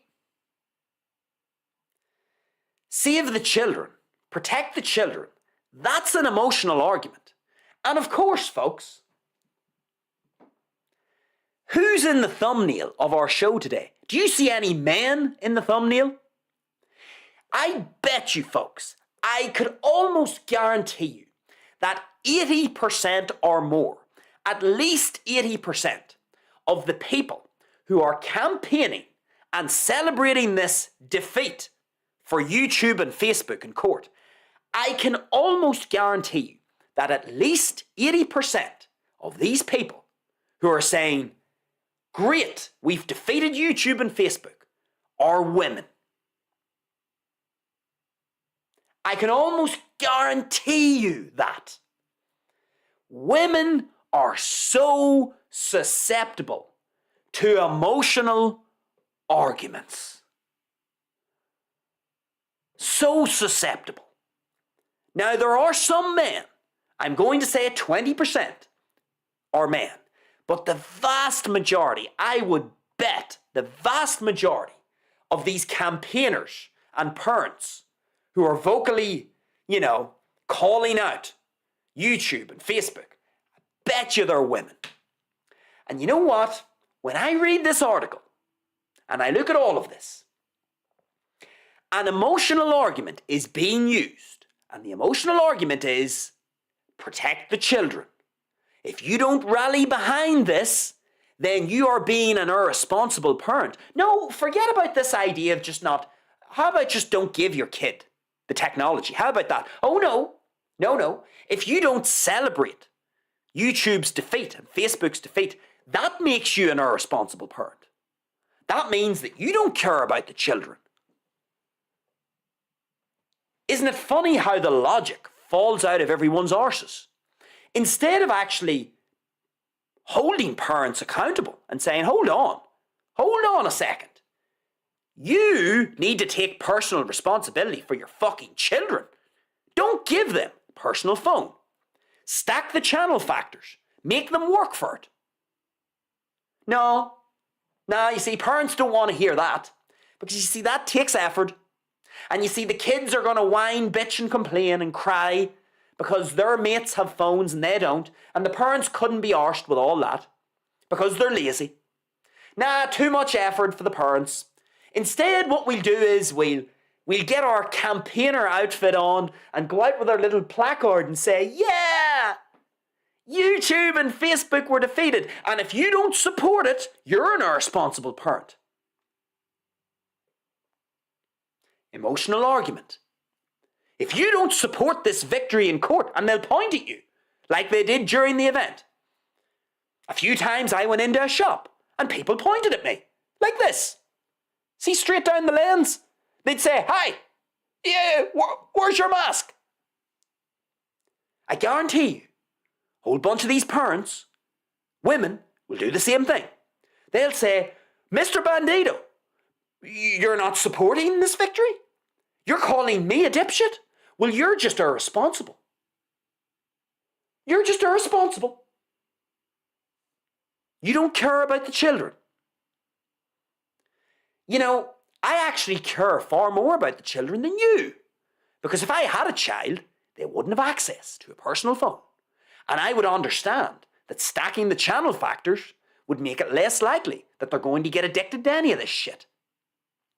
Instead, you, because you're lazy, and because you just like to moan and complain, and because you know that you might get a big payout in court, because you're incentivized to do that, aren't you? Oh yeah, all these campaigners. Very incentivized indeed, because they might get their payout. There's no conflict of interest there, is there? And so, I can see an emotional argument here. It's very clear to me. And, folks, this brings us to the lesson, which is, be careful what you wish for. Because, folks, this is how it starts. An emotional argument is used to get people on board with the idea of online censorship for minors. That's to gain your trust. That's to get you on board. An emotional argument is being used to get you on board with the idea of certain censorship is acceptable. You are being primed and manipulated into thinking, well, free speech, free ability to act in a non-criminal way. Oh, but, no, censorship's good, though, for minors. No, we celebrate censorship. We celebrate, as parents, we celebrate the idea that the big tech, the big social media platforms, they are going to now have to censor minors so that they can't use the platforms. If you're under 16, you can't use the platforms. That's to get you on board with the idea that certain censorship is acceptable. because we're protecting the children. And everybody's all on board with it. Everybody celebrates this victory over YouTube and Facebook. And what people are doing is they are effectively celebrating online censorship. That's what they're celebrating. They're celebrating, yes, great. Facebook and YouTube are going to have to censor young people. They're going to have to put restrictions in for young people. And everybody's celebrating this. And this is why I say, be careful what you wish for. I would much rather YouTube and Facebook don't censor anyone. And you know what I would rather? I would rather that the parents censor their own children. That's what I would rather. I would rather the parents take responsibility for censoring their own children. Because you know what? I don't want the internet or social media to be censored. Me! You see you dipshit campaigning for minor censorship? No, I don't want any of that. Because I can see where that leads to. That's the foot now getting in the door. And before you know it, the door gets flung open. The door gets broken off the hinges. And there's no door anymore. And then before you know it, folks, a new regulation will come in. And you know what the new regulation will be? You know the young adults, people under 25. You see the young adults, not the mature adults. You know the young adults, those under 25. Yeah, there's been a spike in mental health damage with them as well. You see, I know what the solution is. Government has a solution for that. Not only should we censor the under 16s, but you see, there's been an outbreak of mental health among the under 25s. So, you know, to protect our under 25 young adults, now we're going to have to extend the censorship. So it means now that under 25s have a whole bunch of restrictions when it comes to using social media. Is that an unrealistic scenario in the not so distant future, folks? Could you not see a scenario now that the foot is getting in the door because you, board certified dipshit, celebrating this victory in court, you don't even realize what you're celebrating. You think that because YouTube and Facebook had to pay out $6 million, which is toilet paper to them, you think that that's a victory? You idiot. That's not a victory. That's allowing regulators and legislators to get their foot in the door so that censorship can be brought in to protect the children. Emotional argument to get you on board with it. And then you see, once it becomes an established fact, because Sir Keir Starmer just said it himself, it's not a case of if this is going to happen. It's a case of when and to what degree. So this is going to happen, folks. The government, because remember our mate Ian there said, you know, it's all down to the government. We need the government to embrace this minor censorship of minors. We need the government to ultimately act. We need the government to do it for us. So you see, folks, once the foot is in the door, and once everybody has been convinced through an emotional argument that censoring minors is a good idea, that censoring people under the age of 16 is a good idea, now the foot is in the door. And then you know what can happen, folks? Because I don't know if you realise, you're not a regulator or a legislator, are you? You don't get to decide policy. That's some other schmuck in a penguin suit gets to do that. And you know, let's just say, oh Lord Jesus, let's say there's an outbreak of mental health, disease and disorders. Because remember the BBC article said, folks, that, you know, anxiety and depression, they are disorders. Remember on last week's show, about mental health disability benefits. If you have anxiety and depression, oh, well, you're a disabled person now. If you're anxious and you're depressed, you're disabled. So, what happens, folks, if in the not so distant future, there's an outbreak of mental health disorders and disease, mental health disease, among the under 25s? The young adults. What happens if there's enough of a fuss made about men and women under the age of 25 years of age? What happens if there's enough of a fuss kicked up saying, you know what, folks, we thought the problem was under 16s, but it turns out that the under 25s, they have an awful spike in mental health disease and mental health disorders. Well, what happens then, folks? Before you know it, there's now censorship, not just for the under 16s, but there's censorship for the under 25s. Oh Lord, there's a new law. There's a new regulation. And now the under 25s get censored.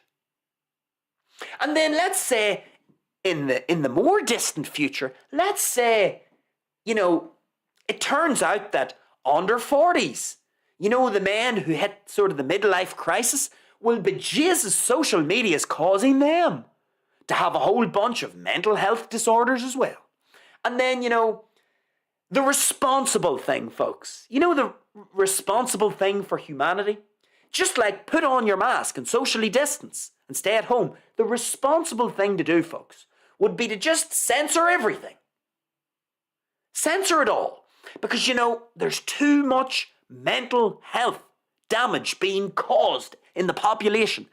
Young people, children, young adults, middle-aged adults. Before you know it, folks, your 90-year-old grandmother's going to have mental health damage from social media. But Jesus, grandma, who has no teeth, she'll be having her day in court as well. She'll be saying, hey, I have mental health damage. Mental health. I'm anxious. And the judge will be like, excuse me, madam, we can't hear what you're saying. I got mental health damage. And then someone will say, grandma, for fuck's sake, put your teeth in. And before you know it, grandma has, $20 million, because in 5 years, inflation will be so extraordinary that instead of $6 million, it'll be 20 million. That'll be the new standard.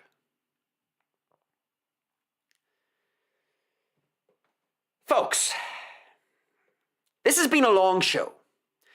And probably nobody will watch it. Such is the internet. But for those of you who have stuck with us for almost 2.5 hours, be careful what you wish for. This defeat of Facebook and YouTube in court is not the victory that you think it is. This is a way for legislators to get their foot in the door. And it's a way for social media and the internet as a whole to begin the process towards becoming more restricted and more censored. And if there is sufficient censorship and restrictions on all ages, that makes it more difficult for you and I to acquire new information. And if you've been following Bandido Talks, folks, since its inception 5 or 6 months ago, you will realize just how important new information is.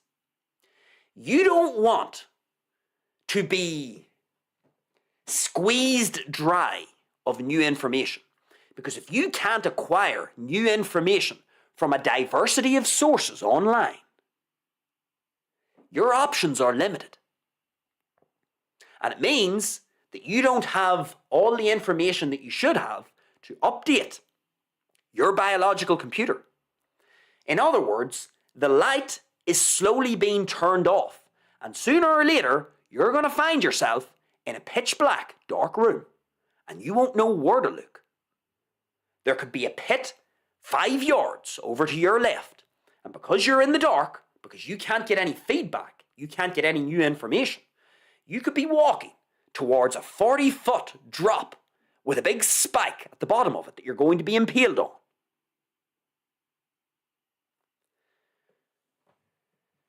When social media, folks, and the internet becomes more restricted, that makes it more difficult for you and I to find new information. And that is not a good thing, folks. And be very careful. These people who are celebrating this victory, these people are lazy dipshits who haven't a fucking clue what they're looking at. They are lazy because you know what, folks? I understand that social media is addictive. It's a supernormal stimulus. I've laid that out. But I would much rather the social media landscape to not be censored at all. Zero. For me personally, I would rather no censorship. And you know what I would rather? I would rather the parents take full responsibility for their little minions. And I would rather each parent in an individual case with each individual child, I would rather each parent to exert their own authority over their own child. And I don't want some dipshit idiot who's out celebrating this defeat of YouTube and Facebook. I don't want that dipshit idiot to bring an age of censorship or restrictions onto the internet because they are too lazy to look after their own kid. Because they haven't got the bollocks to basically withhold a smartphone or a personal laptop from their kid. I don't want them idiots to bring some sort of cost into my life. Oh no. So be careful what you wish for, folks. This isn't the victory that you think it is. This is just allowing a foot to be essentially lodged in between the door closing. And once the foot's in the door, well, the door could get swung open. And once it's open and it's ripped off the hinges, there's no door anymore. And there's no going back from that point. So, long show, folks. Let's have a look at the live chat. Let's have a look and see. I think we have a few live chats here. Let me look and see. Yes, we do. All right, let me get this set up. Looks like we have a few live chats. Let me make sure I'm not missing any here. Live chat. Let's have a look.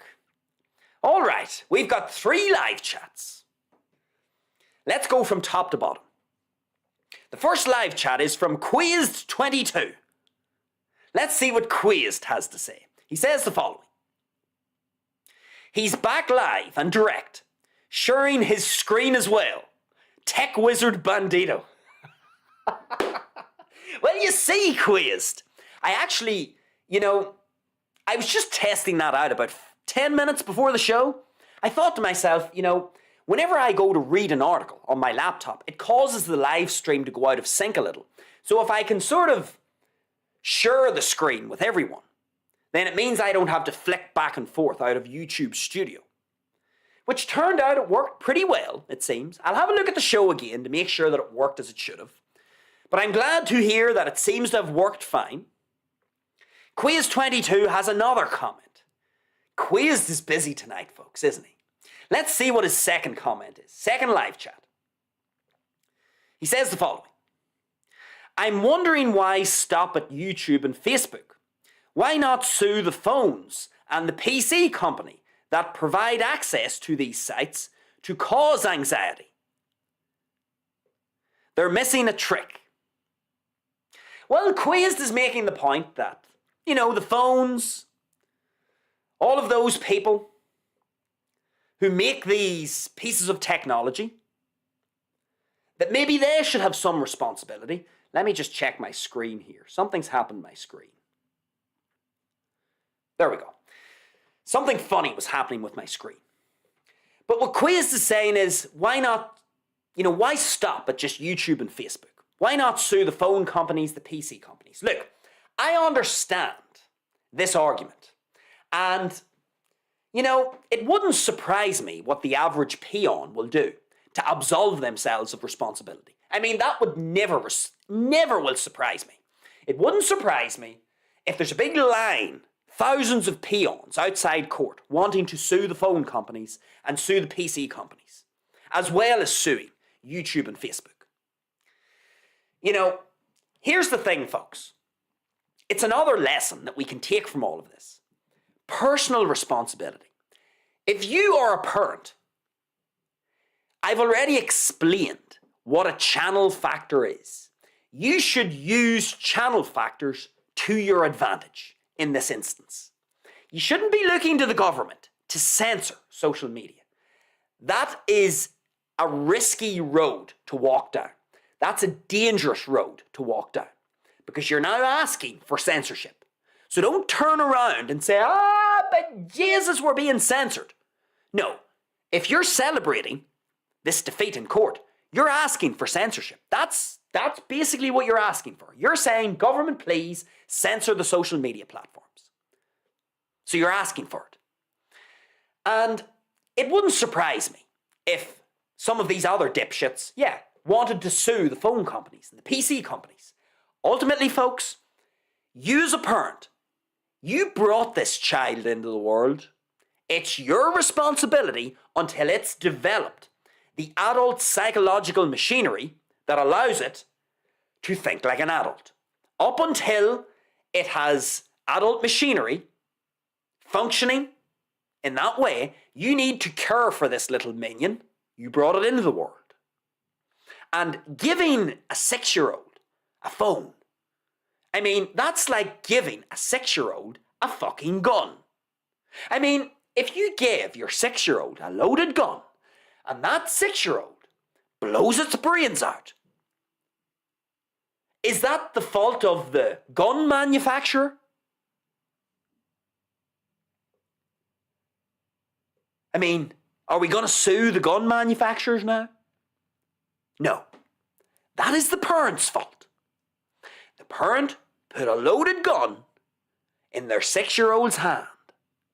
And then the 6-year-old doesn't realise it's loaded. And it blows its brains out.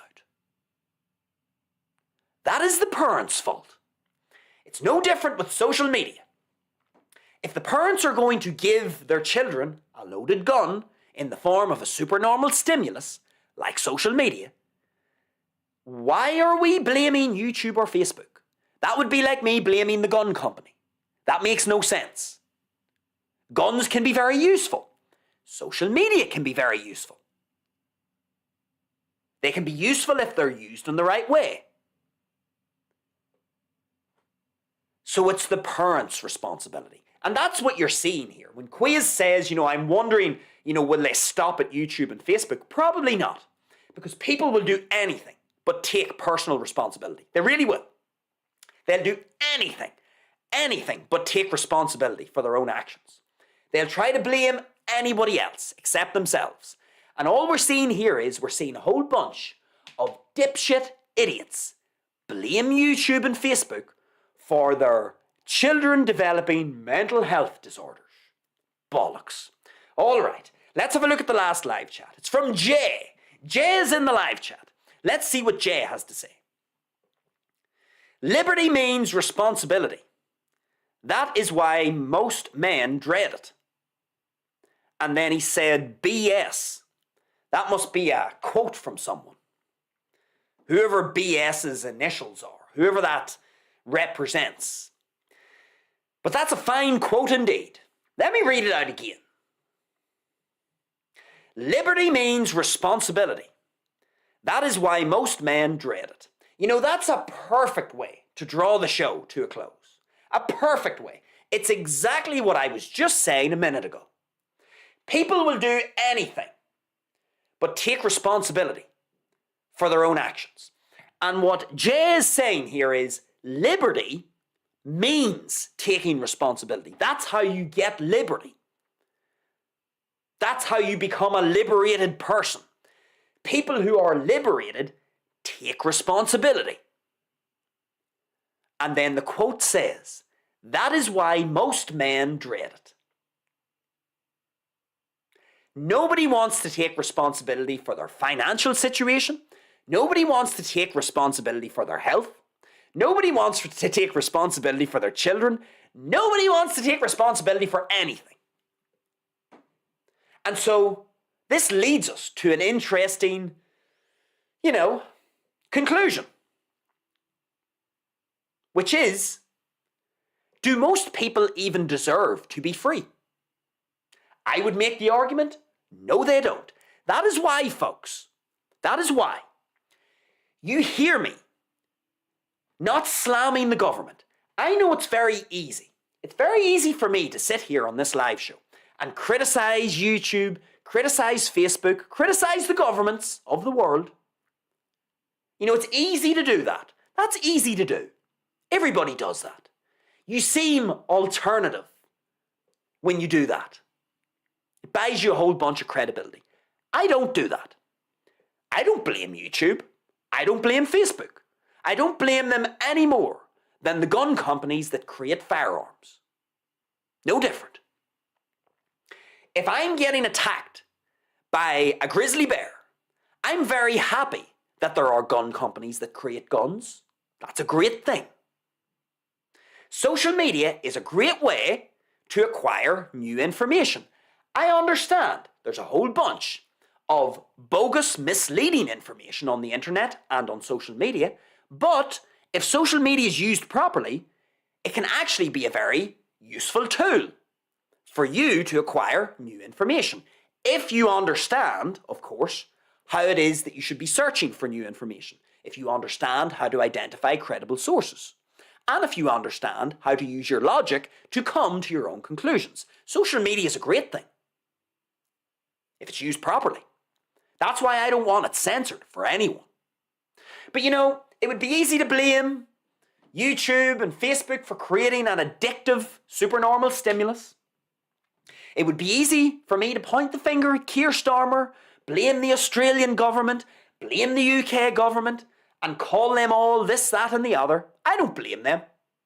Not at all. The people are asking for the government to censor these platforms. They're asking for the government to do it. These people don't deserve to be free. And that's why that quote is beautiful. It's a beautiful quote. Liberty means responsibility. That is why most men dread it. And that's the thing, folks. These people celebrating this social media addiction trial, the result, these people want to be put in prison. They want to be, and when I say put in prison, I mean they want to be imprisoned in their own minds. They are gagging for censorship. They want the internet and social media to be censored. They are actually asking the government to do this. They are begging the government to do this. So when the government literally gives the people what they want, how can I blame the government? How can I blame the government? Like, honestly, folks, if most people demand that this happens, how can I blame the government? Because the government, whether I like the ultimate outcome or not, the government can ultimately say to me, well, I'm just fulfilling the wishes of the people. And at that point, I have no comeback. My own citizens have sold me out. That's the point. My own citizens have sold me out. They've thrown me onto the bus. That wasn't the government. The government's just acting upon their wishes. So should I blame YouTube and Facebook and the government for the censorship which is likely to come? No, I won't. I'll adjust and I'll adapt. That's what I'll do. It's not the outcome I wanted, but you win some and you lose some, folks. I can't really blame the government. I can't blame YouTube. I can't blame Facebook. I don't blame anyone. Really. I just take responsibility for my own life. I'll make sure that I have tried to open as many avenues for new information to flow into my brain as possible. That's where I'll be focusing. And humanity is very innovative. For those who are paying attention, folks, with their eyes open and their ear to the ground, there will be new innovations online, censorship-free, decentralized social media platforms that can't be censored. These will start to emerge. And then the slaves can continue to use the mainstream social media, and then the people who want to just, engage in a censorship, restriction-free environment, those people will also be able to use their own decentralized platforms. It's going to come, folks. I'm not worried. But the lesson would be careful what you wish for. Because if you like your Instagram and your Facebook and your YouTube, and you like to write your comments and you like to upload your videos, well, be careful what you're wishing for, folks. Because that space on those social media platforms may become restricted in the not so distant future. You might be able to say and upload all the things that you would like to say and upload. So anyway, that's all of our live chats. Let me get the main screen back up. Well, long show, folks. This is the longest show we've ever done. Almost 3 hours. 2 hours and 43 minutes. A long show. So long that the bandana has been literally moving up my head like this. I've been talking so much. I've had to pull the bandana back down. Even the bandana's getting excited. But anyway, I want to thank Quiz22 and Jay in the live chat for getting busy, getting active. We appreciate it, folks, here on the show. Interaction's always welcome. I would say to you, if you've made it this far, Lord Jesus, if you've made it this far, I would encourage you to hit the thumbs up button, hit the like button, let us know your feedback, get down into the comments section, let me know what you thought. A big long show, folks, 3 different segments. Let us know what you thought about each individual segment, all the segments in the whole, in their entirety. Let me know everything that you thought about the show. Get down into the comments. And then finally, folks, if you like in general what we do here at Bandido Talks, then feel free to subscribe to the channel here on YouTube. We are live, universal Bandido time, every week. That means the Bandido goes live when he feels like it, the day he feels like doing a show, the time he feels like doing a show. So you're going to have to subscribe for notifications of live shows that are upcoming, videos that have been uploaded. So subscribe to the channel if you like the sound of that. Use the scrolling black banner below to direct yourself over to Rumble. We're also live over on Rumble as well, folks. Live shows, different content over on Rumble, different live shows. Head over to Rumble, subscribe over there as well, Bandido Talks. And then finally, use the scrolling black banner to follow the Bandido over on X. Bandido Talks over on X. We do a bit of written content over there. For those of you who like to read commentary and not listen to it or watch it. So subscribe here on YouTube, subscribe over on Rumble, follow on X. Folks, that is everything from me this evening. Big long show. I hope you enjoy your incoming weekend. The Bandido's going to enjoy his. Keep an eye out tomorrow. We've got a mind stream dropping tomorrow. It's a really good show, folks. It was recorded earlier this week when it was pissing out of the heavens on top of the Bandido. So keep an eye tuned, or an eye peeled, I should say, and an ear tuned for that upload tomorrow on the channel. But that's all from me, folks. Enjoy the rest of your morning, afternoon, or evening. The rest of your day in general. Enjoy your weekend. And with all of that said, folks, it is over and out this evening on YouTube from the Bandido.